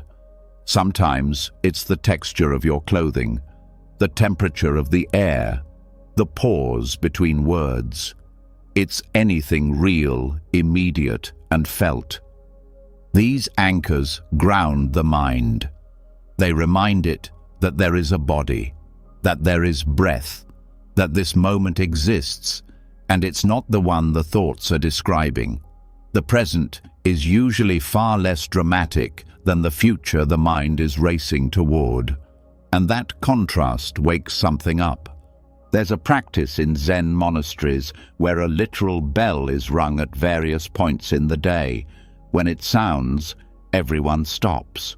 Whatever they're doing, whatever they're thinking, they pause, breathe, return. It's not a break from life, it's a return to it. The bell isn't the distraction, the thinking is. The bell is the reminder that you've wandered and that you can come back. You can create your own version of this. It might be a phone chime set to ring every few hours. It might be a word you whisper when your mind starts to spin. It might be placing your hand over your heart and feeling its warmth. The technique doesn't matter. What matters is that it's real, that it breaks the trance of thought, that it says to your system, we're back, we're here, we're safe. When this becomes a habit, everything changes. Anxiety doesn't disappear overnight, but its power fades, because now there's another voice in the room, one that doesn't argue or resist, one that simply points to now. That voice doesn't need to be loud, it just needs to be consistent. You don't need to win the argument with the anxious thoughts. You just need to stop attending their meeting. This is not about distraction. Distraction is avoidance. Awareness anchors are engagement. They engage with reality instead of illusion. Distraction says, don't think about that. Awareness says, come see what's actually happening. It's not suppression, it's redirection, away from fantasy toward what's real. These moments also calm the nervous system. The body doesn't know the difference between a real threat and an imagined one. So anxious thinking creates a physical response: tight muscles, racing heart, shallow breath. But when attention returns to something immediate, the body gets new information. There is no danger here. The breath deepens, the shoulders lower, the system recalibrates, and all of it begins with one small moment of attention. You can also use the breath itself as a bell. Not breath control, just breath awareness. The inhale that was already happening. The exhale you don't have to create. Every breath is a reminder that life is unfolding right now. You don't need to chase it. You just need to notice it. Sometimes it helps to name the return. Here, this, now. A single word can act as a signal, a gentle light switch that turns on presence, not because the thought has gone away, but because the mind has stopped feeding it. Over time, awareness anchors change your relationship with thought. You stop seeing thoughts as facts. You stop assuming they require action. They become weather, passing through. They become music in another room. You hear it, but you don't go in. You can also use the body as an anchor. The feeling of your spine, the contact between your feet and the ground, the temperature on your skin, the subtle pulse in your hands. These sensations are always there, but anxiety pulls attention away from them. Returning to them brings you back into the present, which is where anxiety cannot survive. This practice doesn't make you passive. It doesn't stop you from thinking or doing. It makes your actions cleaner, quieter, more intentional, because now you're responding from presence, not from panic. Now you're acting from clarity, not from habit. Even ordinary moments become sacred. Washing your hands, sipping water, hearing a breeze. These become bells, not because they're profound, but because you are finally present enough to feel them. And each time you do, the mind learns. We don't need to chase the storm. We can stay here. This is also a form of compassion. Anxiety often feels like abandonment of the self, of safety, of stability. Returning is an act of care. It says to your inner world, I'm not leaving you alone in this spiral. I'm here. That presence is healing. That presence is enough. And even when thoughts return, even when worry picks up again, you're not starting over. You're practicing. Every return is progress. Every breath is a reminder. You don't need to control the storm. You just need to stop being swept away by it. So, let the next breath come. Let it land fully. Let your attention follow it down into the body. Feel the weight of where you sit or lie. Feel the texture of now. Let this be your bell, the one that says, we are no longer lost, we are home. Once the bell of returning brings the mind back to the breath, to the body, to the texture of now, there's a kind of freshness that appears. The air feels different. Thoughts lose their urgency. But even in that clarity, one thing often keeps the mind spinning: speech. Words, whether spoken aloud or rehearsed silently, tend to reignite the cycle. They pull the body out of stillness. They shape new stories. They restart the commentary. And without realizing it, even a simple sentence can spiral the mind right back into anxious thinking. This is why Buddhism teaches the practice of noble silence, not just to be quiet, but to detox the inner chatter that drives suffering. Because when the mouth stops moving, the mind begins to slow, and that slowing changes everything. Silence is more than the absence of sound. It is the absence of compulsion. Most people don't realize how much energy is spent in speaking, explaining, justifying, reacting, filling empty space. It seems harmless, but every word is a thread, and enough threads woven quickly can become a web, a trap, something too dense for the mind to breathe in. Speech can be honest, useful, beautiful, but when it's constant, it becomes a mirror of internal chaos. That's why noble silence is not about suppression. It's about alignment. Speech that matches clarity, not reactivity. When silence is practiced intentionally, it reveals just how noisy the mind has become. In the absence of speaking, the thoughts that would have been turned into sentences now swirl with nowhere to go. You see them, you hear them, you finally notice the weight they carry, and it's not comfortable at first, because the silence doesn't hide the noise, it exposes it. But that exposure is where healing begins, because only when something is seen can it be released. Anxious people often talk to regulate their discomfort. The voice fills space that feels unsafe. It gives form to uncertainty. But this habit turns language into a defense mechanism. And while it might offer short-term relief, it deepens the long-term spiral, because now discomfort becomes something that must always be spoken away. And in that reflex, silence becomes threatening. But what if silence wasn't empty? What if silence was the medicine? In Buddhist monastic settings, silence is a common practice, sometimes for hours, sometimes for days. The rule is not harsh, it's freeing. No need to respond, no need to explain, just presence, just action without narration. In that space, the mind starts to quiet. Thoughts still rise, but they don't get turned into sound. And when words are not spoken, they lose part of their grip. The story becomes lighter. The mind gets rest. You don't need to live in a monastery to practice this. You can begin with 1 hour a day, a period where nothing needs to be said, not to others, not to yourself. Just a window of stillness. During this time, don't explain your actions in your head.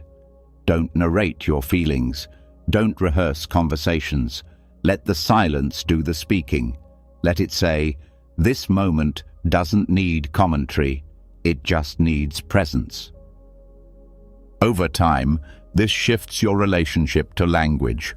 Words become fewer, sharper, more meaningful. The inner monologue quiets.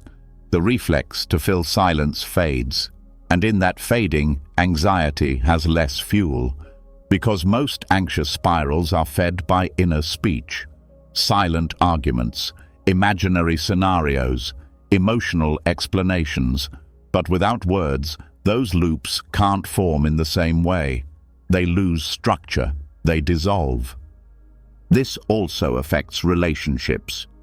When you speak less, you listen more. You hear what's underneath the words of others. You become less reactive, more grounded. And when you do speak, your words carry weight. They come from intention, not habit. They are heard differently because they rise from silence, not from noise. The practice also builds resilience. In silence, you learn to sit with discomfort, to not need to verbalize pain or escape through explanation. And that sitting becomes strength. You realize that emotions can be witnessed without being expressed, that tension can be felt without being narrated. And in that space, you stop feeding the mind's need to make meaning out of everything. This doesn't mean silence is always better. It means silence should be part of the rhythm, a reset, a pause, a clearing. Without it, words become clutter. With it, words become sacred. When you speak after silence, you do so with awareness. You ask, is this useful? Is this kind? Is this necessary? And those questions purify language. They turn speech into practice.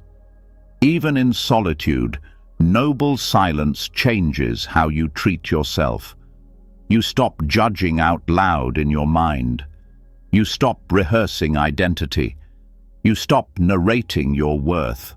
And that lack of narration becomes liberation. You no longer need to be anyone in your head. You no longer need to prove anything through internal dialogue. You just are. And that being is enough. One simple practice is to go through daily tasks without thinking in words. Wash the dishes, fold clothes, walk slowly. But don't describe it to yourself. Just feel it. Just move. Just breathe. Let the moment be silent. Let it speak without language. And notice what shifts. Notice how much softer the world becomes when the mind stops trying to name it all. Another practice is writing down every thought you feel the urge to say. Not as a performance, but as release. When you read them later, you'll notice how much of it wasn't needed. How much of it was just habit. And with that awareness, the next time those thoughts rise, you'll feel less pressure to give them voice. You'll know they're just passing weather. Noble silence is not isolation. It's not avoidance. It's intimacy.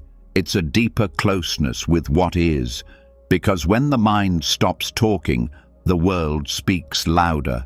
The wind, the breath, the stillness, all of it becomes louder than the fear ever was. And that's the paradox. The less you say, the more you hear. The less you narrate, the more you feel. The less you explain, the more you understand. This is not about being silent forever. It's about knowing silence deeply enough to choose when to speak. Knowing presence fully enough to return when words become too much. And knowing peace intimately enough to stop searching for it in sentences. Let the next breath come quietly. Let the space around you widen. Let this silence be alive. Let it hold you. There is nothing to fix, nothing to say. This moment does not need your commentary. It only needs your presence. When the voice within falls quiet and silence is no longer something to fear, what rises in the stillness isn't always peace. Sometimes it's an old visitor, an ache in the chest, a wave in the stomach, a tightening behind the eyes. Anxiety doesn't always shout. Sometimes it shows up like an unwelcome knock on the door, just when you thought everything had settled. And the first reflex is usually the same. Resist it, suppress it, fix it, run. But there's another way. One that doesn't fight the feeling, but receives it. One that doesn't ask, how do I get rid of this? But instead whispers, what if I could let this be here too? This way is taught through ancient Buddhist and Sufi wisdom, and it changes the entire relationship with discomfort. It teaches that the mind is not a battlefield, it's a guest house. In the poem by Rumi, The idea is simple but powerful. Every emotion is a visitor. Joy, sorrow, fear, jealousy, they come, they stay, and they go. None of them are permanent. None of them own the house. They just pass through. And when this understanding settles into the nervous system, anxiety loses its sharpness. Not because it's gone, but because it's no longer mistaken for a threat. It's just another guest. Most people treat anxiety as something wrong, as something that shouldn't be happening. But what if it's just a message? What if it's the mind's way of telling you that something needs attention, not solving, not fixing, just witnessing? When anxiety is greeted rather than battled, it softens. Because the fight is what makes it grow. The rejection is what gives it energy. Without that resistance, it has nothing to push against. Hosting doesn't mean indulging. It means presence. It means meeting the feeling at the door and saying, "I see you. You can stay as long as you need. I won't push you away, and I won't build my life around you." This balance is delicate but powerful. It allows the emotion to move without letting it drive. Buddhism calls this equanimity, the ability to hold all experiences with evenness of heart. Not flatness, not apathy, but an open-armed steadiness. When equanimity grows, the mind becomes more spacious. Thoughts and emotions can come and go like weather through a wide sky. Anxiety might still arrive, but it doesn't get stuck. It doesn't take over the whole sky. It's allowed, but not obeyed. This practice begins with awareness, noticing when anxiety is present without immediately reacting to it, feeling it in the body, naming it softly. This is anxiety. That simple naming creates a pause, a space between the feeling and the identification. And in that space, you're free. Free to observe, free to breathe, free to choose how to respond or whether to respond at all. The mind is used to attaching identity to emotion. I am anxious. I am overwhelmed. But you are not the guest. You are the space that hosts it. You are the house, not the emotion passing through. That shift in identity from guest to host is what ends the cycle of panic. Because now the emotion doesn't define you. It just visits. It just stays for a while, and eventually it leaves. Hospitality doesn't mean liking the guest. It means treating it with dignity. You don't need to enjoy the presence of anxiety to welcome it. You just need to stop pushing it out the back door. You just need to let it sit, breathe, move. You just need to give it space to exhaust itself naturally. Because emotions that are allowed to complete themselves will eventually fade. It's the grasping that keeps them alive. This can be practiced in daily life. When anxiety rises, during a conversation, in a crowded room, lying awake at night, pause. Feel where it lives in the body. Soften around that place. Imagine it as a visitor who arrived with a story. You don't need to believe the story. You just listen. You acknowledge its presence. And then you let it rest. Sometimes the guest will speak. It might bring old fears, memories, regrets. But you are not the voice. You are not the past it echoes. You are the one watching, the one holding space. And when that role is remembered, the fear doesn't have power anymore, because you're no longer arguing with it. You're no longer giving it your voice. This practice also builds compassion, because the more you can host your own discomfort, the more you can host others. You stop reacting to other people's anxiety. You stop needing to fix everything. You simply sit with them. You listen. You let their emotions come and go, just like yours. And this presence becomes healing, not because it solves, but because it stays. Rumi wrote, "Be grateful for whoever comes, because each has been sent as a guide from beyond." Even anxiety, even grief, even rage. These are not signs of failure. They are visitors with something to show you, not in words, but in presence. They reveal where the house is closed, where light hasn't reached. And when you open the door, you open yourself to something deeper than comfort. You open to wisdom. Letting anxiety visit doesn't mean becoming passive. It means no longer confusing the emotion with reality. It means allowing feelings to flow through without assigning them the final word. Anxiety might say, "This is dangerous," and you can say, "Thank you, but I'll decide what's true." You're not silencing the voice, you're disidentifying from it. Over time, this changes your entire emotional landscape. Feelings stop becoming emergencies. They become information. And because you no longer fear them, they don't control you. This doesn't make life painless. It makes it livable. It makes it honest. And that honesty brings peace. Not the peace of avoidance, but the peace of being fully present with whatever comes. You don't need to believe every emotion. You just need to feel it. You don't need to control every thought. You just need to watch it. You don't need to fix every discomfort. You just need to host it long enough for it to move on its own. So let the next breath open the door. Let it be the space through which the next emotion enters. You don't have to prepare. You don't have to judge. Just stand at the entrance and meet whatever comes. Not with fear, not with force, but with the calm of someone who knows that no visitor stays forever. Once the mind learns to host anxiety without clinging, something unexpected becomes clear. The guest never came alone.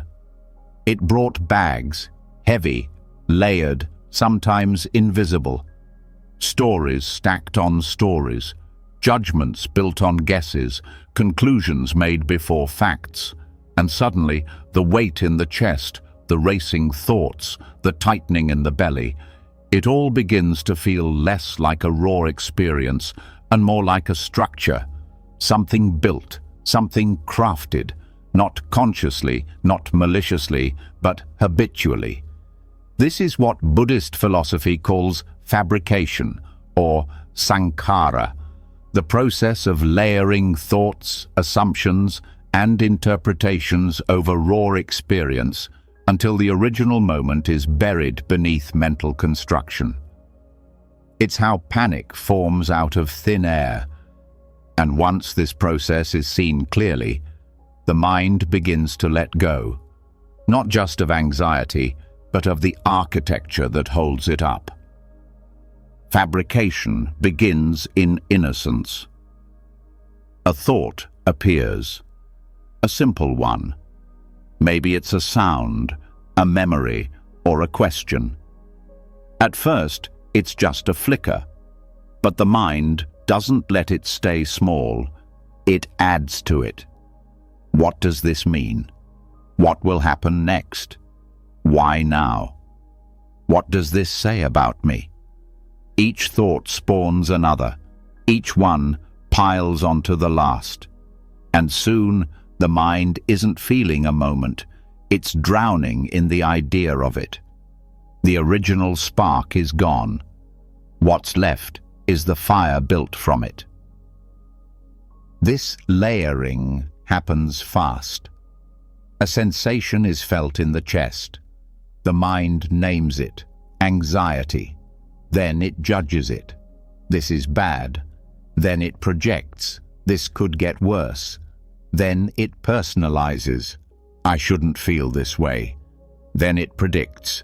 Something terrible is about to happen. None of these thoughts are the truth. They're interpretations, assumptions, constructions, but the body reacts to them as if they were real. The muscles tighten, the breath shortens, the loop begins. The tragedy of fabrication is that it convinces you that the fear is coming from outside. But the storm is being built internally, one brick at a time. And the most powerful part of the teaching is this: what is built can be unbuilt. What is layered can be peeled away. The panic is not a permanent part of you. It is a structure resting on assumptions, and those assumptions can be questioned. The first step is recognizing the difference between sensation and story. A feeling is just that, a sensation in the body. Warmth, tightness, fluttering. It's real, but it's not dangerous. It's not a problem to solve. It's just something to feel. The moment the mind adds a story, this means something is wrong, this has to be stopped, it's no longer pure. It's been covered, and that covering becomes the anxiety. To unmask fabrication, the mind must slow down. Not stop, just slow. Like watching a replay in slow motion. You feel the tightness, and before the thoughts can rush in, you pause. You ask, what did I just add? Did I name this? Did I resist it? Did I assume something about it? And with each answer, a layer peels back. Sometimes the fabrication is subtle. You don't even realize you're doing it. You think you're just being careful, just planning, just understanding. But what you're really doing is building, shaping a reality in your head that has nothing to do with what's actually happening. And that's why it feels so heavy. You're not carrying a moment. You're carrying a mental sculpture of the moment, and it weighs far more.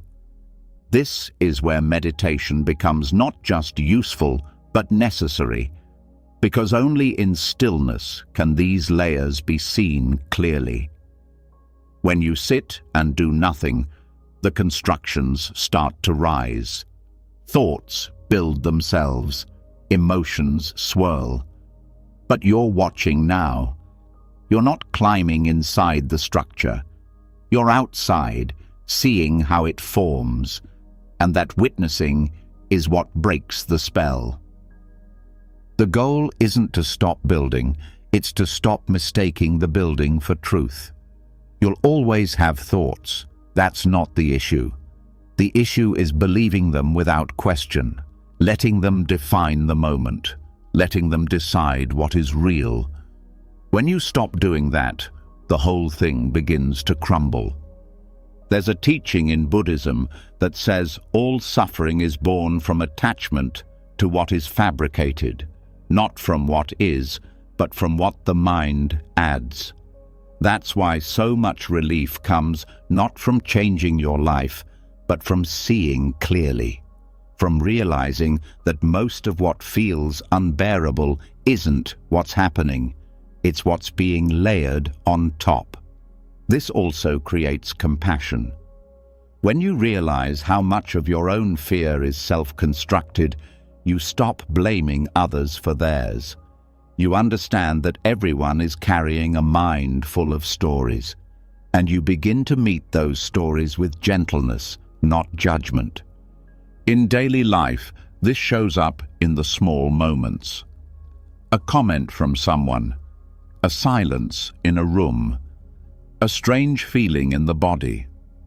The mind leaps to explain it, to label it. But what if you didn't? What if you just let it be raw, let it pass through without naming it? That's the undoing, not inaction, but non-construction. Fabrication can also come from memory. The mind pulls something from the past and replays it, not as it happened, but as it's imagined now.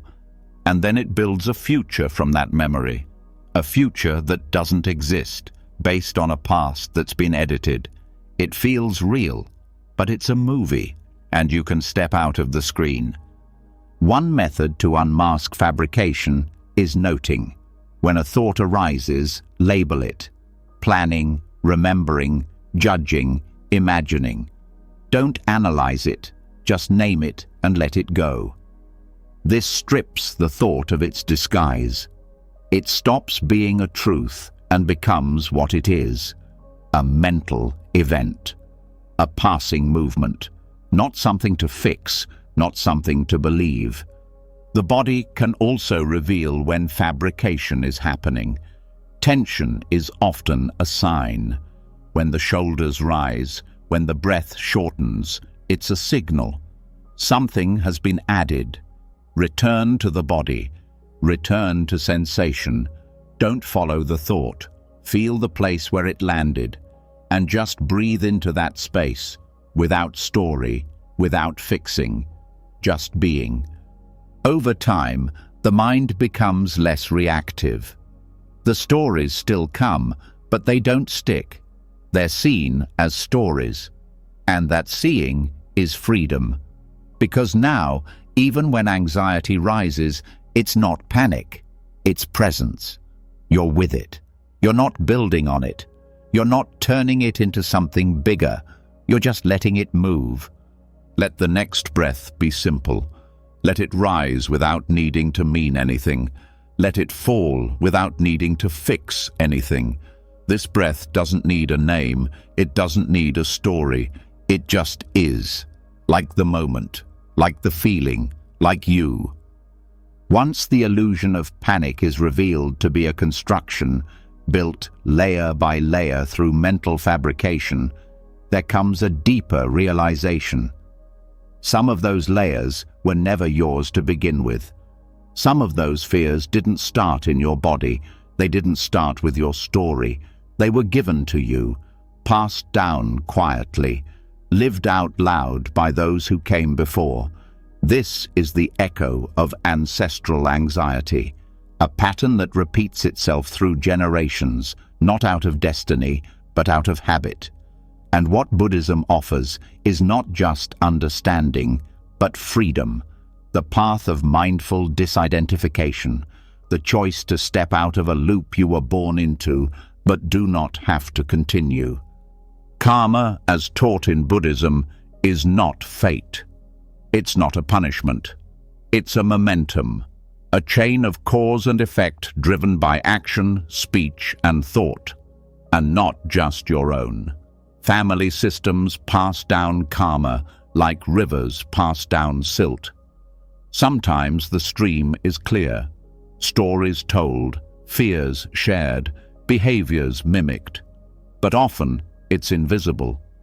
A mother who flinches at confrontation, a father who tightens around control, a grandparent who taught silence instead of expression. None of it said directly, yet all of it absorbed. The body learns before the mind can name it. This kind of inheritance doesn't live in genetics alone. It lives in nervous systems, in how emotions were handled or not handled, in how conflict was met or avoided, in what was considered safe to feel. If your caregivers met fear with panic, you learn to do the same. If they met uncertainty with anger or shutdown, those patterns became familiar. Not because you chose them, but because you were surrounded by them. And this is where karma becomes active. Because once you see the pattern, you are no longer just a participant. You are the pivot point, the one who can choose differently, the one who can stop the echo. This doesn't mean blaming the past. It means understanding it without being trapped by it. The goal is not to erase what came before, but to stop it from continuing through you. To do this, the first step is recognition. The ability to name what you've inherited, not as identity, but as influence. You start to see the places in your life where fear feels automatic, but out of proportion, where reactions happen before thought, where you brace for conflict even when none exists. These are the fingerprints of old karma. They are not proof of brokenness, they are invitations to heal. Mindfulness gives you the space to observe these patterns without being overwhelmed by them. Instead of saying, "This is just who I am," you begin to say, "This is what I learned." That shift is everything, because what is learned can be unlearned. What was absorbed can be released, not by force, but through presence.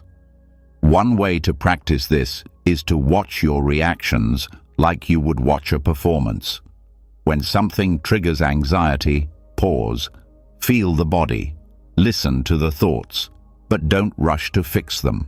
Just ask, whose voice is this? Where did I first learn to feel this way? Who modeled this reaction for me?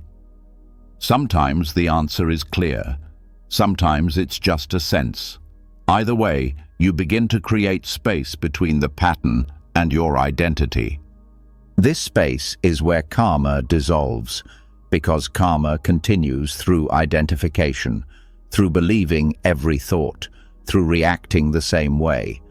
But when you step back, when you witness instead of follow, the pattern can't feed itself anymore. It begins to unravel. Another practice is self-forgiveness, because inherited anxiety often comes with shame. The shame of not being calm enough, of not being stable enough. But that shame is also inherited. You didn't choose this, you didn't invent it. You simply lived in an environment that taught your body to survive this way. Forgiveness doesn't make the past disappear. It makes space for something new to grow. Ritual can also help, not in a mystical sense, but in a symbolic one. Writing a letter to the fear you inherited, naming it, thanking it for helping you survive, and then letting it go. Burning the letter, burying it, putting it in water, not to forget it, but to mark the moment of transition, the moment when you choose not to carry it forward. Sometimes this process brings grief. Grief for the years lost to anxiety that wasn't even yours. Grief for the way fear shaped your childhood. Grief for the love that couldn't be fully felt. Let that grief move through. It's not weakness, it's the weight lifting. It's the body clearing out what it never needed to hold. You may also begin to see how your own choices have already started to change the pattern. Every moment of pause, every breath taken in awareness, every time you didn't snap or shut down or run. These moments matter. They are you rewriting the story. They are you becoming the ancestor who did it differently. This process doesn't have an end point. There's no final purge. Karma is subtle. It returns in new forms. But with each return, your relationship to it changes. You meet it with more wisdom, more compassion, less fear. You stop being the container and you become the channel, letting the old flow through you, but not stopping with you. This kind of healing is not just personal, it's collective. Because the calmer you become, the more space others feel around you. Your nervous system begins to regulate others. Your silence becomes safety. Your presence becomes permission for others to feel. This is how ancestral anxiety ends, not through resistance, but through quiet revolution. One breath, one pause, one act of non-reaction at a time. Let the next breath come with this awareness. You are not broken. You are not bound. You are standing in the middle of a lineage, holding both the pain and the power to transform it. Not for validation, not for perfection, but because peace is possible, because you've seen what fear does, and you're ready for something different. After seeing how inherited anxiety can be softened through presence and mindful disidentification, something deeper starts to stir beneath the surface. Even with the past understood and forgiven, a quiet tension remains, not from what already happened, but from what might, from the future, from the constant anticipation of a world that hasn't arrived. The mind, still clinging to its old habits, keeps reaching forward. It tries to fix problems that don't exist yet. It imagines worst-case scenarios and builds tension around them as if they were already real. This is the hidden layer of suffering that often goes unnoticed. The anxiety of what hasn't happened, and the path forward isn't about more control. It's about a strange but liberating act, forgiving the future. This sounds strange at first. How do you forgive something that hasn't occurred? But when you look closer, the logic begins to dissolve and something wiser steps in. Because the future already takes up space in your body. It lives in your shoulders, your breath, your racing heart. It presses into the present through thought and worry and unfinished scenarios. The mind thinks it's preparing, but what it's really doing is punishing itself for something that hasn't happened. It holds itself hostage, rehearsing fear. And in Buddhist teaching, this is exactly where the root of suffering lies, not in pain itself, but in the fear of pain, not in the event, but in the preemptive resistance. To forgive the future means to stop holding it responsible for your current tension. It means releasing the tight grip on outcomes, results, performances, and possibilities. The mind clings to the idea that if it just plans well enough, nothing bad will happen. But that planning, in excess, becomes torment. It builds a story of danger where there is only space. Forgiveness, in this sense, is not a moral action. It's a healing one. It's saying, I release you, future, from the burden of needing to go perfectly. I release you from the need to protect me from every discomfort. I release you from the weight of my peace.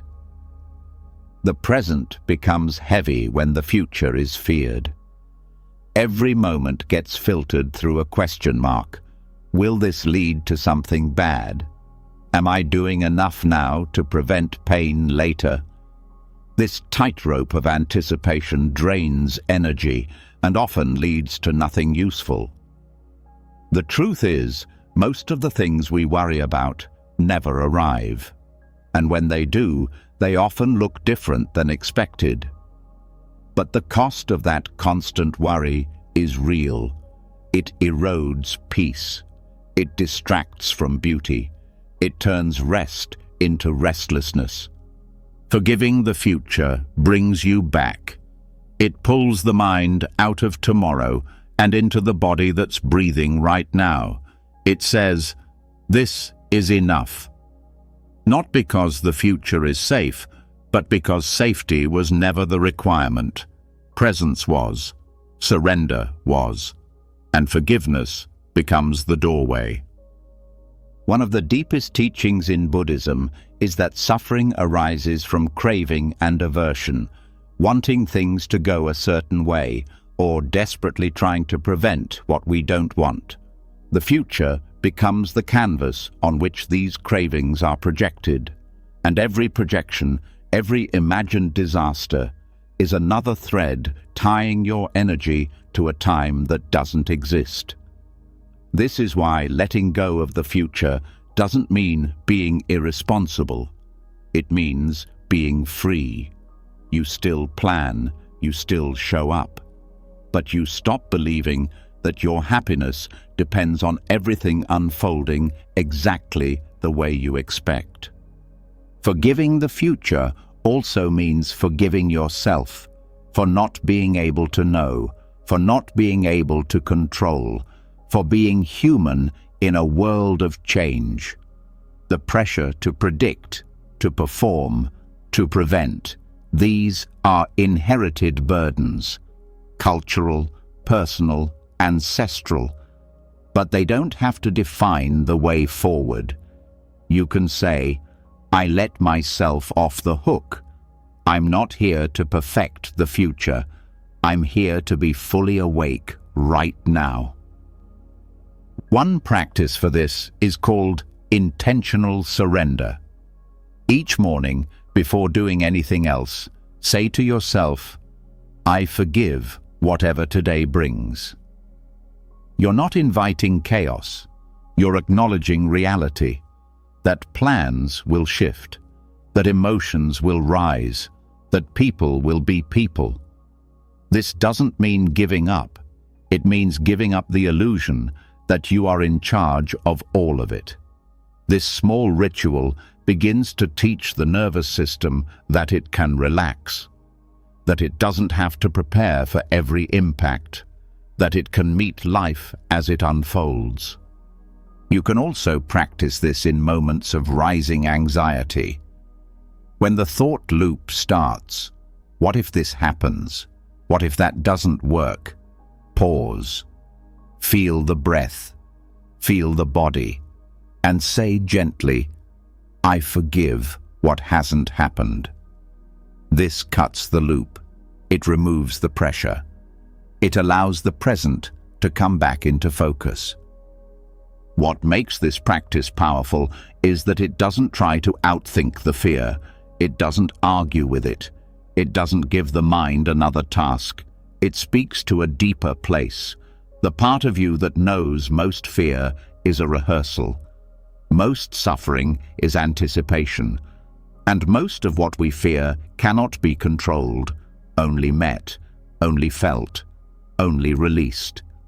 Forgiveness, in this way, is not weakness, it's strength. It takes courage to loosen your grip. It takes maturity to say, even if things don't go as I hope, I will still be here. I will still breathe.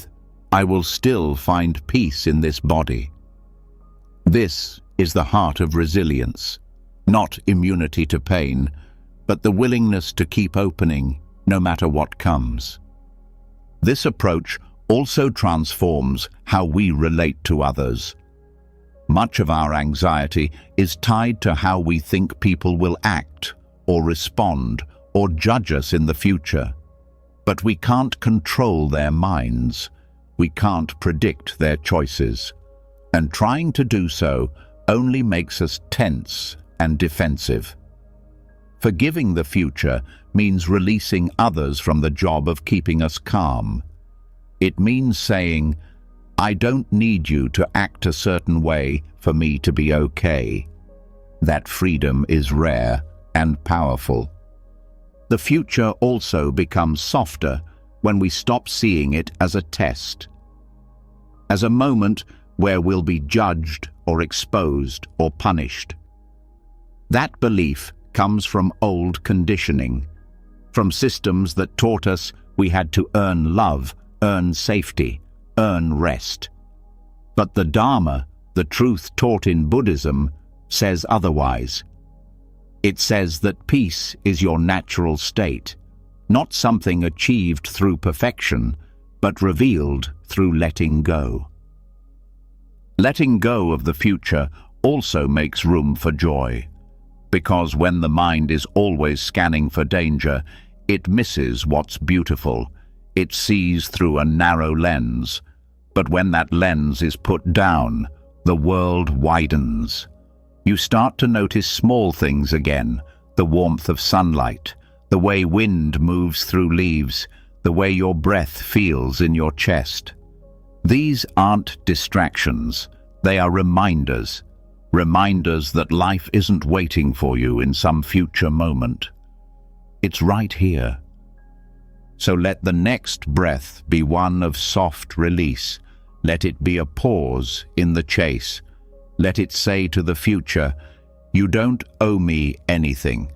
Let it say to this moment, you are enough, because you are. And peace doesn't live in prediction. It lives in presence.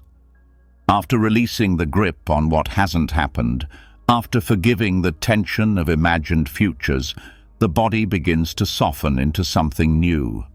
There's less reaching, less planning, less resistance. But what fills that space now is not just emptiness, it's vibration, a presence deeper than thought.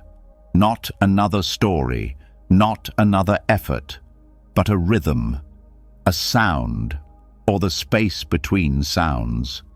The nervous system, long held hostage by urgency and fear, now listens differently. Not for instructions, not for warnings, but for rest. And this is where the sound of stillness becomes essential. In Buddhist practice, sound isn't just noise, it's medicine. Whether it's the ring of a bell, the hum of a chant, or the sheer clarity of silence itself, each one can recalibrate the entire system, not by force, but by resonance.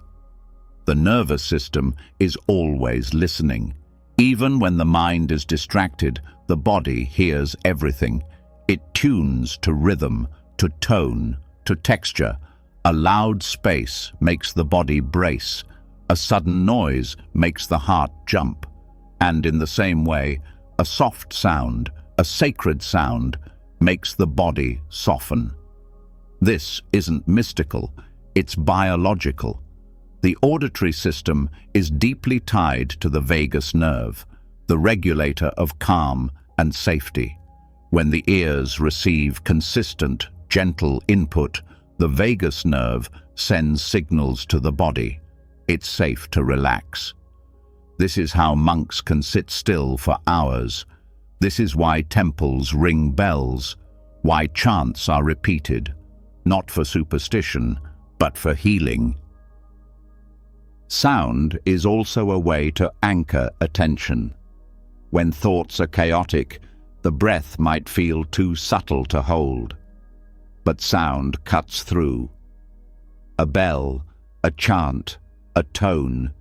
Each one becomes a thread the mind can follow back to presence. It's simple. It's physical. It doesn't require belief. It just requires listening.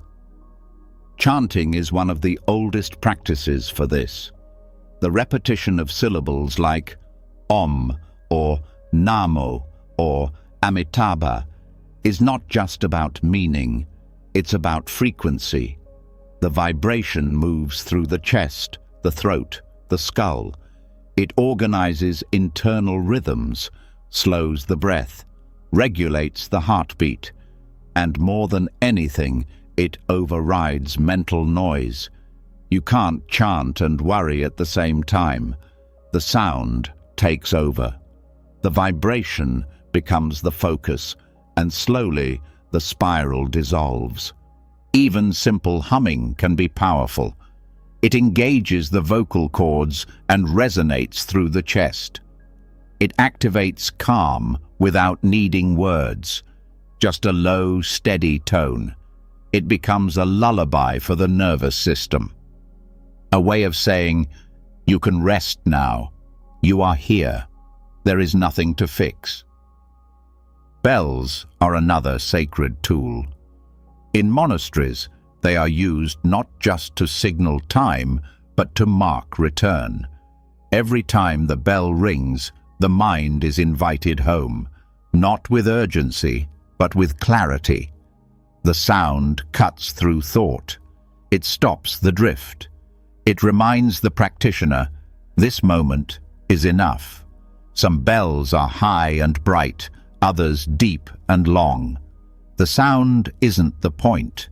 It's what the sound does. It opens space. Silence, too, is a kind of sound. Not the absence of noise, but the presence of stillness. The kind of quiet that hums, that wraps around the body like a soft blanket. Many people are afraid of silence because it makes inner noise louder. But that's the medicine. In silence, what's hidden rises, and when it rises, it can be met, not solved, just heard. This is why periods of silence are built into Buddhist retreats. Not to create discipline, but to create space. Space where the nervous system can find its rhythm again. Space where the mind no longer needs to chase. The silence doesn't demand anything, it just holds. And in that holding, the body resets. You don't need a temple to experience this. You can create sonic stillness in daily life. A few minutes of humming before sleep. A bell chime on your phone that rings once an hour just to bring you back. A playlist of soft chants or nature sounds while you breathe. Or even just sitting quietly and noticing the sounds around you. Cars in the distance, birds, wind, your own breath. Not to judge them, just to listen. Listening is an underrated form of meditation. When you stop trying to control the environment and just receive it, something shifts. The world becomes more textured. The mind becomes more grounded. The sound becomes a teacher, a mirror, a home. Sound can also be used as a transition, from thought into presence, from stress into rest, from day into night. Lighting a candle and ringing a bell at the end of the day is not ritual, it's recalibration. A way to signal the nervous system, the work is done. You can return now. This is especially helpful for sleep. Many people carry anxiety into the night. Thoughts repeat. The body won't settle. But the use of steady, soft sound, like Tibetan singing bowls, low chants, or white noise, can guide the system down. Not through suppression, but through resonance, through tuning the inner world to something slower, deeper, kinder. Sound also helps release stuck energy. Emotions that couldn't be spoken often stay lodged in the body. Vocal practices like toning, humming, or even singing can help move them, not through performance, but through vibration. The body doesn't need you to explain the pain, it needs you to vibrate it out, to give it rhythm, to let it move.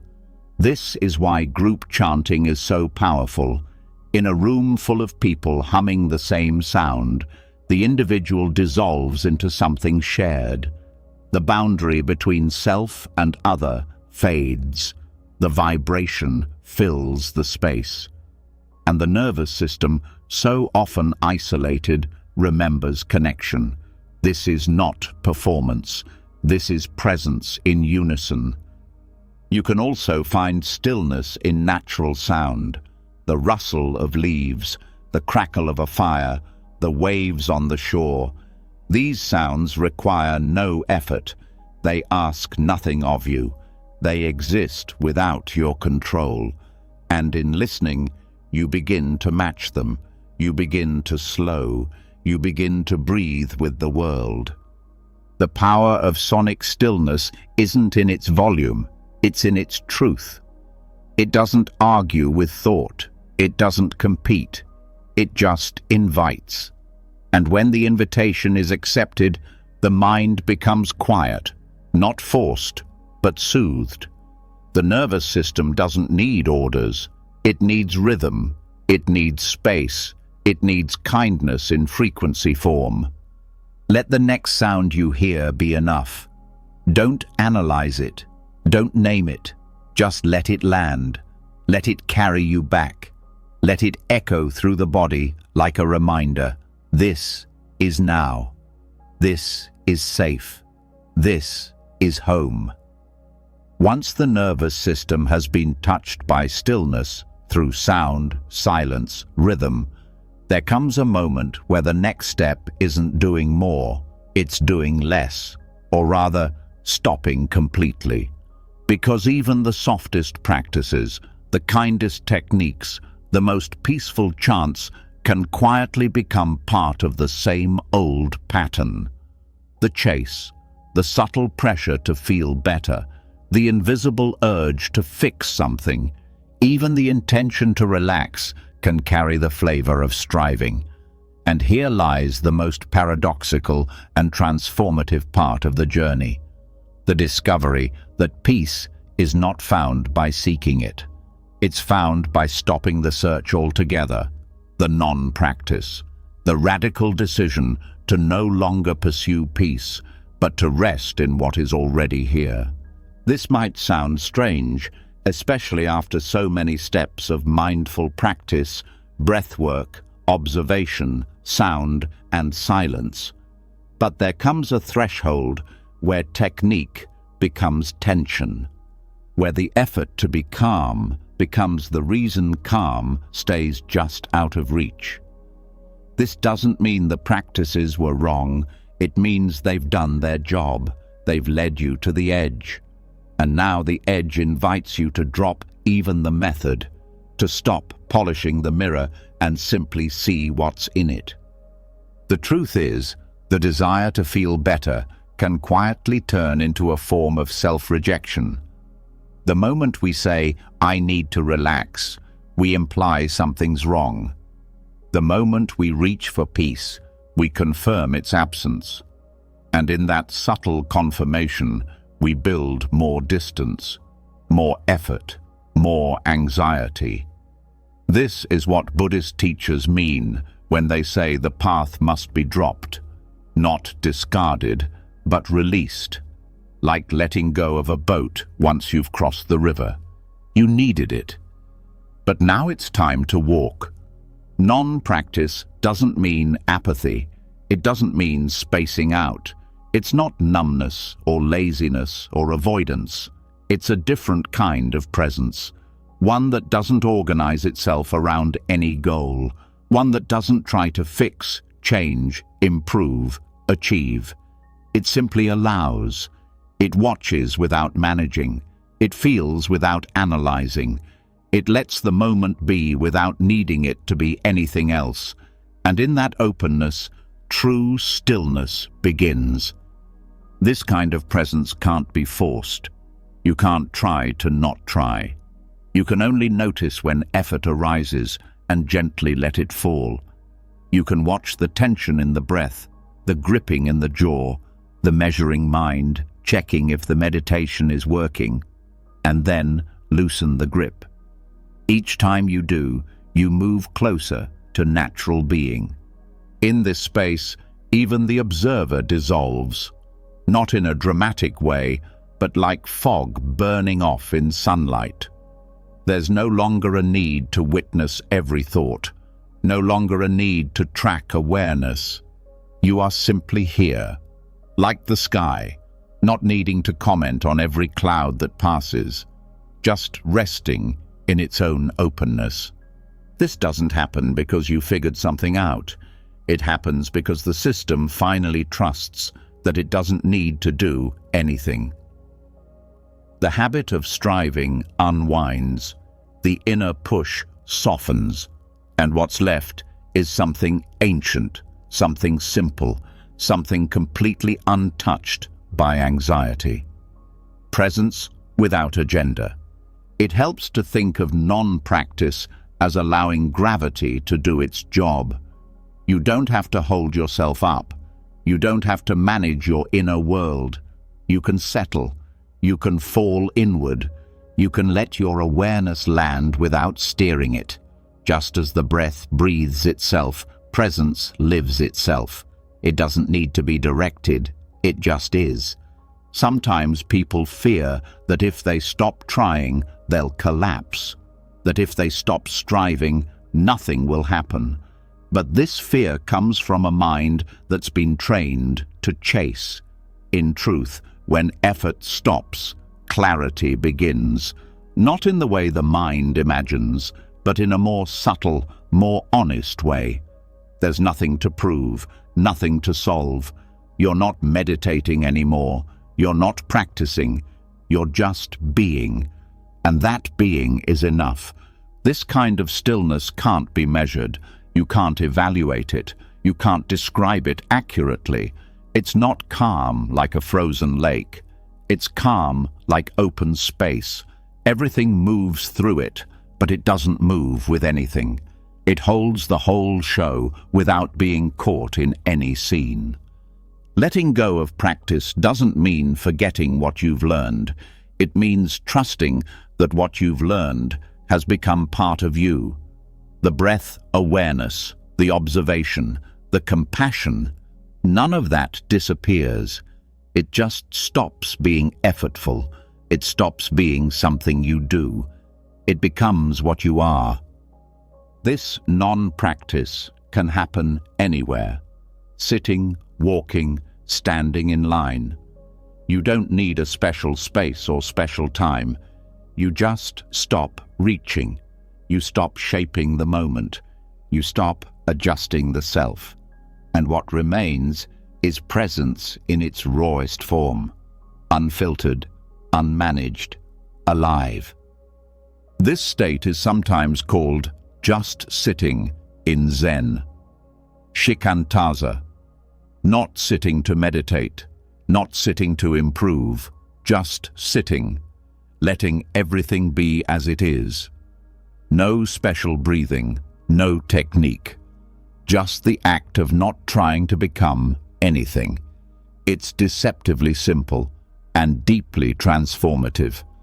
Even in difficult emotions, this approach changes everything. When sadness rises, you don't fix it. When fear appears, you don't manage it. You let them come, you let them go, like waves.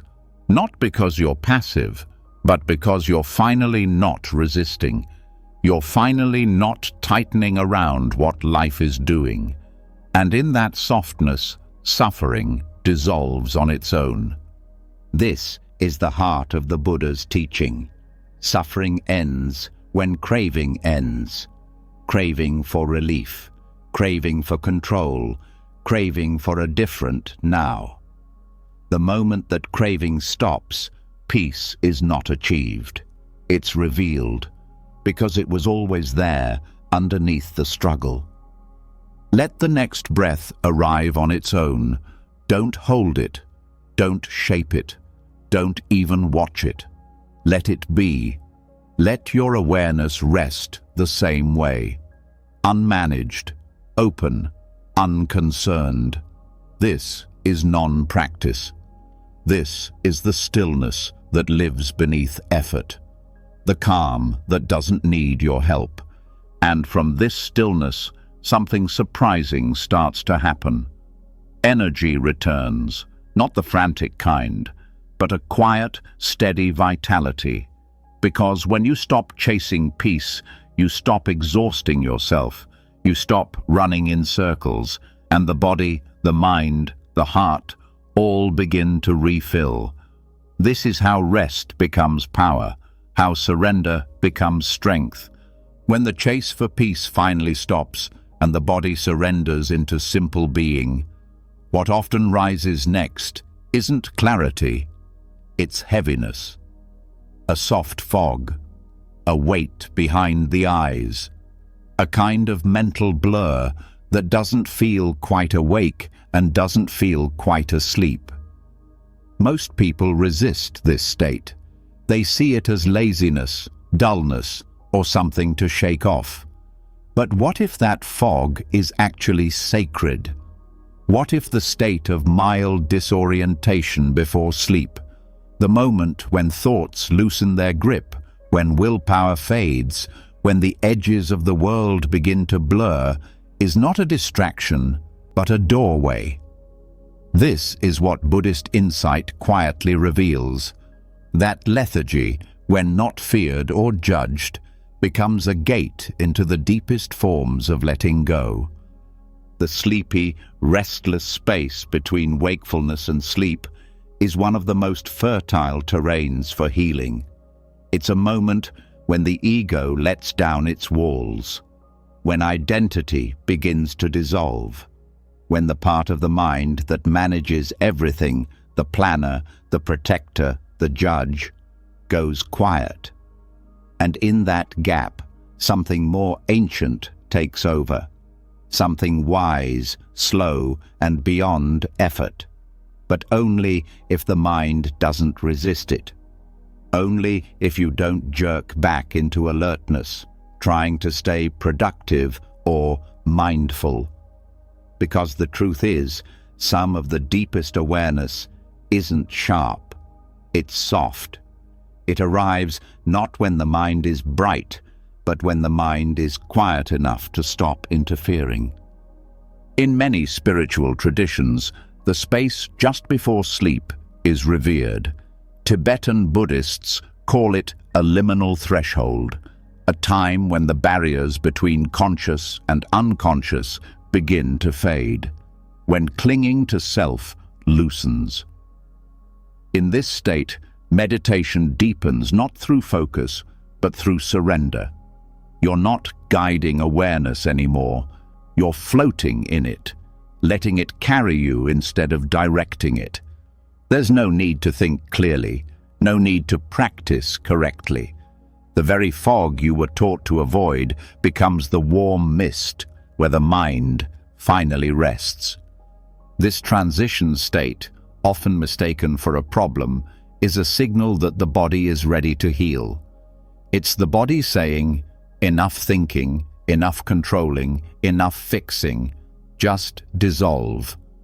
Let your shape melt. Let the border between inside and outside soften. In this state, thoughts don't stop, but they lose their importance. Emotions still exist, but they drift instead of crash. It's a soft, gentle undoing.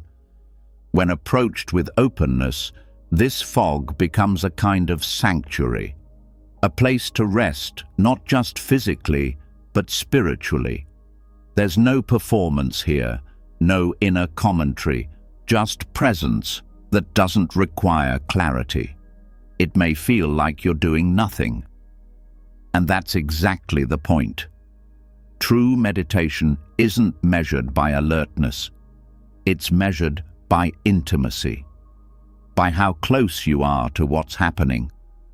And when what's happening is drowsiness, then intimacy means letting yourself sink into it, not to escape, but to arrive more fully in the body. One of the reasons people fear lethargy is because they associate it with failure, with being lazy or unfocused. But these ideas are cultural, not spiritual.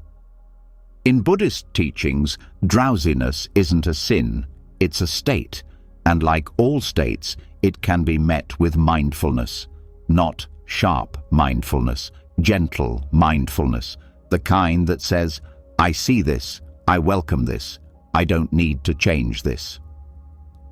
There is a particular kind of awareness that only opens in this space, a dreaming awareness, a presence that feels more like a background hum than a bright light. This awareness is closer to the root of consciousness. It doesn't analyze, it doesn't track progress, it simply rests. And in that rest, anxiety dissolves, not because it's solved, but because the part of the mind that fuels it has gone quiet. Restlessness, too, becomes different in this space. It's no longer a problem to manage. It becomes something to soften into. Often, restlessness is just the body's way of releasing energy, like a dog turning in circles before lying down. If you don't react to it, it will move on its own. If you stop naming it, it will pass. The nervous system doesn't need force. It needs trust. It needs to know that you're not going to interrupt the process with judgment. This is why the moment right before sleep is such an opportunity. Because all the usual tools are fading. The intellect is quiet. The inner critic is asleep. What's left is something much more intimate. Raw awareness without the need to perform. You don't need to name it. You don't need to remember it. Just feel it as it happens. Let your body sink. Let the breath do what it wants. Let your thoughts drift without catching them.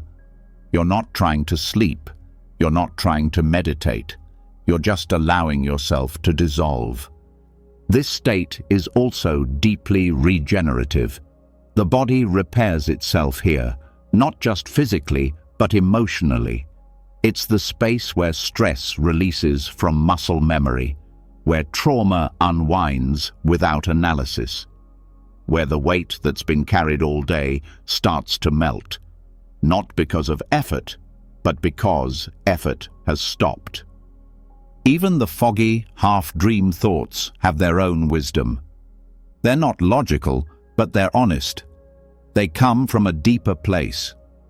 You might feel old emotions rise, old memories, but they pass like clouds. You don't need to chase them or interpret them. Just watch. Let the mist of the moment hold them. This is healing without talking, transformation without tension. Some meditators call this the great unbinding, the final loosening of grasping, not through force, but through surrender. You're not chasing stillness, you're becoming it. And the mind, finally free from the need to manage, floats, not upward, but inward, into the heart, into the belly, into the breath, into a place where time slows, space softens, and thought stops being the main voice. You can prepare for this gently. Lower the lights, turn off the noise, let your body settle without correcting it. If you feel restless, let it twitch. If you feel sleepy, let the eyes close. Don't aim for sleep. Don't aim for wakefulness. Just let awareness drift like a boat without a rudder. The mind will try to reassert control. Let it. Then let it go again, over and over, drifting deeper. And in that drift, something beautiful happens. You realize you were never the one steering. Peace was never far away. It was just buried under effort, under control, under the constant push to get somewhere. But in this fog, in this letting go, there's nowhere to get to. And in that nowhereness, everything opens. So let the next breath rise slowly, like mist from a field at dawn. Let it fall without pulling it. Let your body float. Let your thoughts dissolve. Let your identity blur. There is no one to be. There is nothing to do. This moment is the teacher now, and its only lesson is this: you were always free. After drifting through the sleepy threshold where the body stops trying and the mind unhooks from control, something becomes clearer than ever before. Beneath every moment of striving, beneath every ripple of worry, beneath even the gentlest meditative effort, there has always been a quiet voice, whispering, pressuring, insisting that something must be done now, that time is running out, that peace must be achieved before something breaks. That voice, subtle or loud, is urgency, and it is the biggest lie anxiety ever told. Urgency feels convincing. It speaks with certainty. It says, if you don't solve this right now, something terrible will happen. It hijacks your breath. It narrows your focus.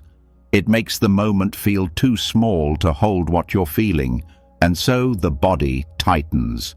The heartbeat speeds. Thoughts race. But here's the secret Buddhism reveals again and again. Most urgency isn't real. It's not a reflection of the world.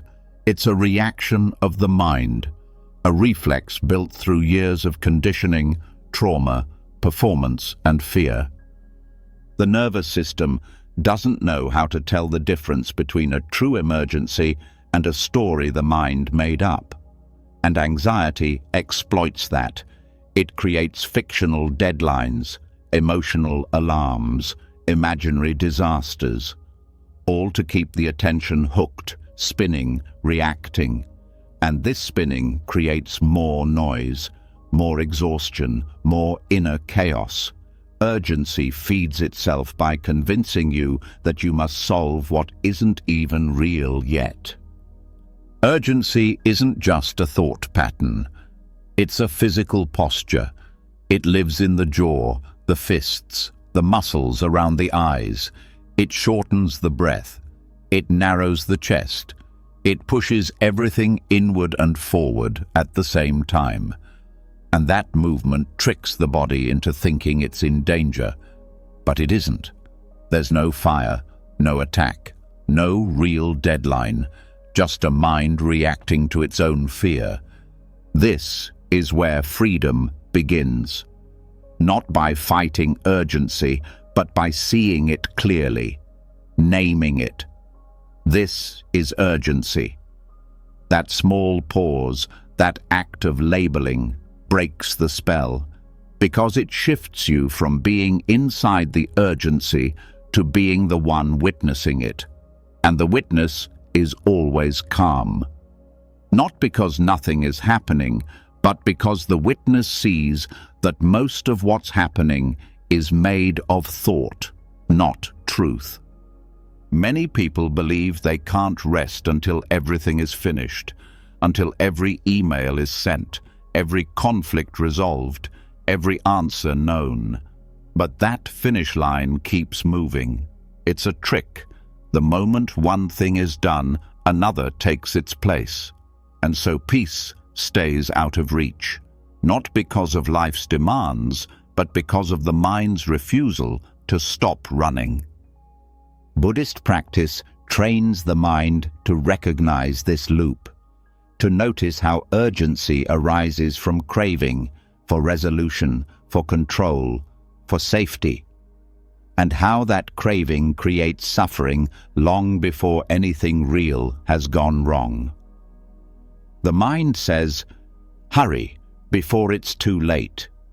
But late for what? That question alone begins to unravel the panic, because most of the time there is no clear answer, just a vague threat, a shadow. This is especially true with emotional urgency, the feeling that you must say something now, decide something now, fix something now.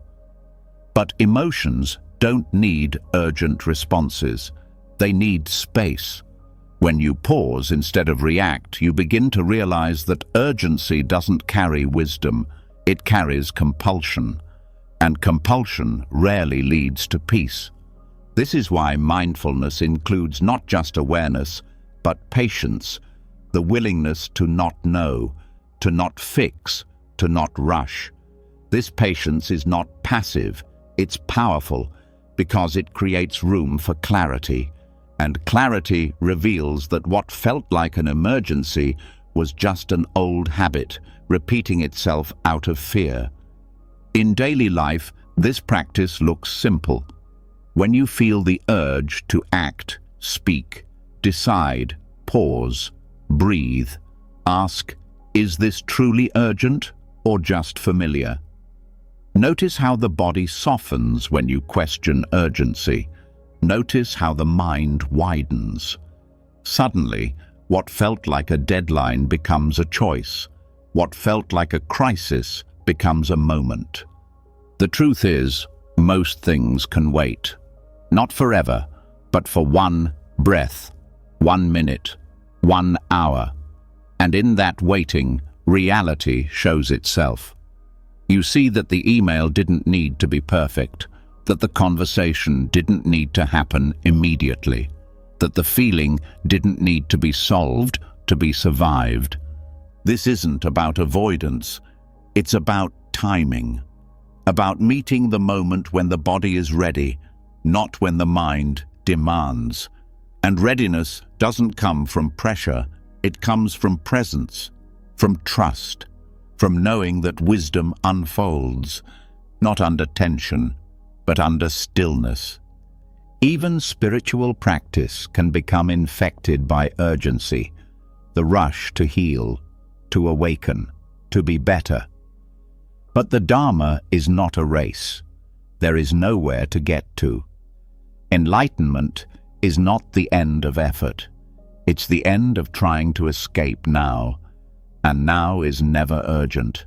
It just is. This shift in perception changes everything. Suddenly, you don't need to be on high alert. You don't need to finish everything before you relax.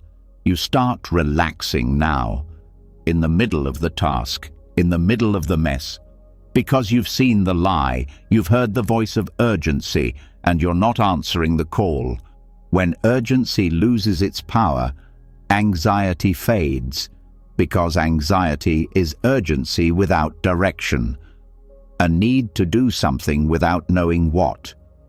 But when you see urgency for what it is, the pressure lifts. Not because life is easy, but because you're no longer sprinting toward peace. You're standing still, and peace meets you there. Let this breath be unrushed. Let your shoulders drop. Let your eyes soften. There is no alarm ringing. No moment that can't wait for your next breath. Even if something needs your attention, it can have it without your panic. Presence is enough.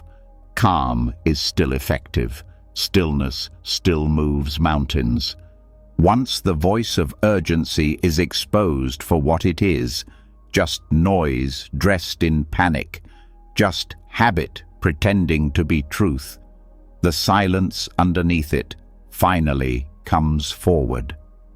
And in that silence, something even more profound begins to appear. The realization that all thoughts, especially anxious ones, don't stay. They don't last. They don't hold. No matter how convincing they feel, no matter how tightly they grip the body, they are already dissolving the moment they arise. They have no substance, no roots, just movement. And what Buddhism teaches through direct experience is this: watching the fade of a thought is more powerful than fighting it, because in that fading, freedom lives. Most people only notice a thought when it's strong, when it crashes in with force, when it interrupts sleep, hijacks the breath, or sets off spirals of fear. But the real teaching begins not in the arrival of thought, but in its departure, because every thought leaves, every worry loses momentum. Even if it loops back again later, the version that existed in that moment is gone. It lived, it moved, it passed. And once this truth is seen, not as an idea, but as a felt truth, the fear that thoughts are permanent begins to vanish. The mind likes to hold on to thoughts as if they're solid. It gives them weight, importance, urgency, especially the scary ones. But thoughts are not rocks, they're smoke. They rise, they swirl, and they vanish into air. No anxious thought has ever lasted forever. No emotional storm has kept its full force for more than a few moments. It is the clinging to the thought, the feeding of it, that gives it artificial life. But if left alone, if observed without interference, the thought fades on its own. The Dharma, the core teaching of impermanence, lives here, not as something to believe, but as something to watch, to witness directly.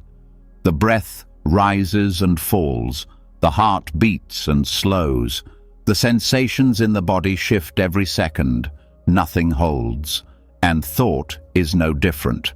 It arises from conditions. When those conditions change, the thought changes, and even if it returns, it's never quite the same. You are never quite the same. When this truth begins to settle into your awareness, your relationship to anxiety changes. You no longer need to solve the thought. You don't need to challenge it. You don't need to silence it. You just need to watch it move. Like a wave reaching shore, it will crash, and then it will slide away, and the sand will be quiet again. This is not detachment in a cold or distant way. It's presence without panic. It's the choice to stay with the experience of thought without becoming it. To see the mind doing what minds do: create, spin, wander. But not confuse that movement with reality. Every time a thought arises, you are offered a choice. Not whether the thought comes, but whether you give it fuel, whether you follow it down the path it's carving, whether you turn it into identity. I am anxious. I am unsafe. But when you watch the thought fade, you begin to see the lie. The thought isn't you. It's just passing through you. And when you stop feeding it, it stops forming roots. There is something called bare attention in Buddhist practice. It means observing what is happening without adding anything to it. No judgment, no commentary, no analysis, just watching. When you apply bare attention to anxious thoughts, you see their nature more clearly. They flicker, they hesitate, they try to grow, but they dissolve when you don't react. It's like watching a match burn out before it lights the next one. This dissolving process can be felt in the body too. The tension that rises with a scary thought doesn't stay. The tight chest, the flutter in the stomach, they pulse, then soften. If you don't resist, if you don't label them as wrong, when you allow the body to experience the energy without the mind amplifying it, the body processes it naturally, and then it fades. One of the great illusions of anxiety is that the thought must be answered, that until it's resolved, it will stay. But it won't. Thoughts have a half-life, even the intense ones. They may return, yes, but not because they're permanent, because they've been practiced. And even that habit can dissolve once you stop believing every thought that visits you. There's something deeply peaceful about sitting in the middle of an anxious thought and realizing that it's already fading, that it's not growing, it's passing. That awareness doesn't need to control it. Just hold it, just witness it fall apart on its own. This kind of seeing changes the nervous system. It trains the body to trust that presence is stronger than panic. This also builds patience. You stop needing to rush your way out of discomfort. You stop trying to escape every emotion. You sit, you breathe, you let the thought come, and you let it go like a cloud blown apart by wind. You stop being the storm, and you become the sky it moves through. Over time, something else shifts.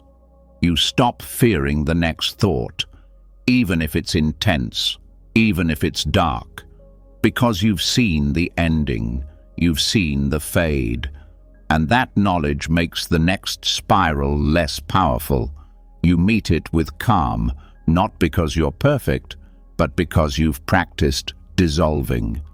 This is also where compassion grows, for yourself and for others, because you see how hard it is to live inside a mind that builds so many stories. You see how exhausting it is to believe every fear, and you start to soften. You start to say to your own mind, I know you're scared, but I'm not leaving, and I know you'll settle soon. Even sleep becomes easier when you hold this truth. Because the mind doesn't need to be empty to rest. It just needs to not be afraid of its own thoughts. The moment you stop chasing silence and start watching thoughts dissolve, the pressure to fix the mind disappears, and with that, rest comes naturally. So let the next thought come. Let it pass. Watch its shape. Feel its echo. But don't follow it. Don't hold it. Just sit. Just breathe.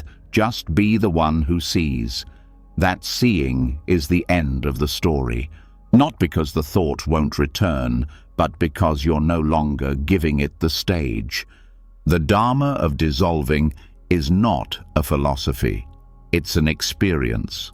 A truth revealed not in books, but in breath, in the space between moments, in the softness that grows when you no longer fight what's fading. You just watch, and that watching becomes peace. And now, as all thoughts begin to settle, as the nervous system learns to trust impermanence, we reach the final understanding, the realization that not only are anxious thoughts fading, but that even your attachment to thoughts is dissolving, that the core identity built around struggle is no longer needed. And from that emptiness, something deeper emerges. Not silence, but clarity. Not numbness, but freedom. That's where we end, on the threshold of pure awareness, where everything falls away and only presence remains. You've just journeyed through the quiet unraveling of anxiety, not by fighting it, not by fixing it, but by understanding it, layer by layer. You've seen how certainty isn't safety, how identity isn't fixed, how the observer can rest, how craving builds the panic, and how the body holds what words cannot express. You've released tension stored in breath, met the second arrow of fear with compassion, left clock time behind, and touched the breath before thought ever formed. You've stepped out of constant reaction, unmasked the illusion of control, traced the roots of anxious karma, and forgiven futures that haven't happened. You've learned to hear stillness, stopped chasing peace, let lethargy become a doorway, watched urgency unravel, and finally seen anxiety itself dissolve. And now here you are, still, present, weightless. Not every night will be easy. Not every thought will dissolve immediately. But you now know what most people never see, that you are not your anxiety. You are the space it passes through, and that space is vast, calm, and untouched. If something in this helped you, even just a little, let us know. Drop a comment and share the moment that landed deepest for you. Your voice might be the exact thing someone else needs to hear tonight. And if you'd like to keep walking this path with us, subscribe and hit the bell so you never miss another journey inward. Until next time, rest easy, breathe deeply, and remember, you are already home.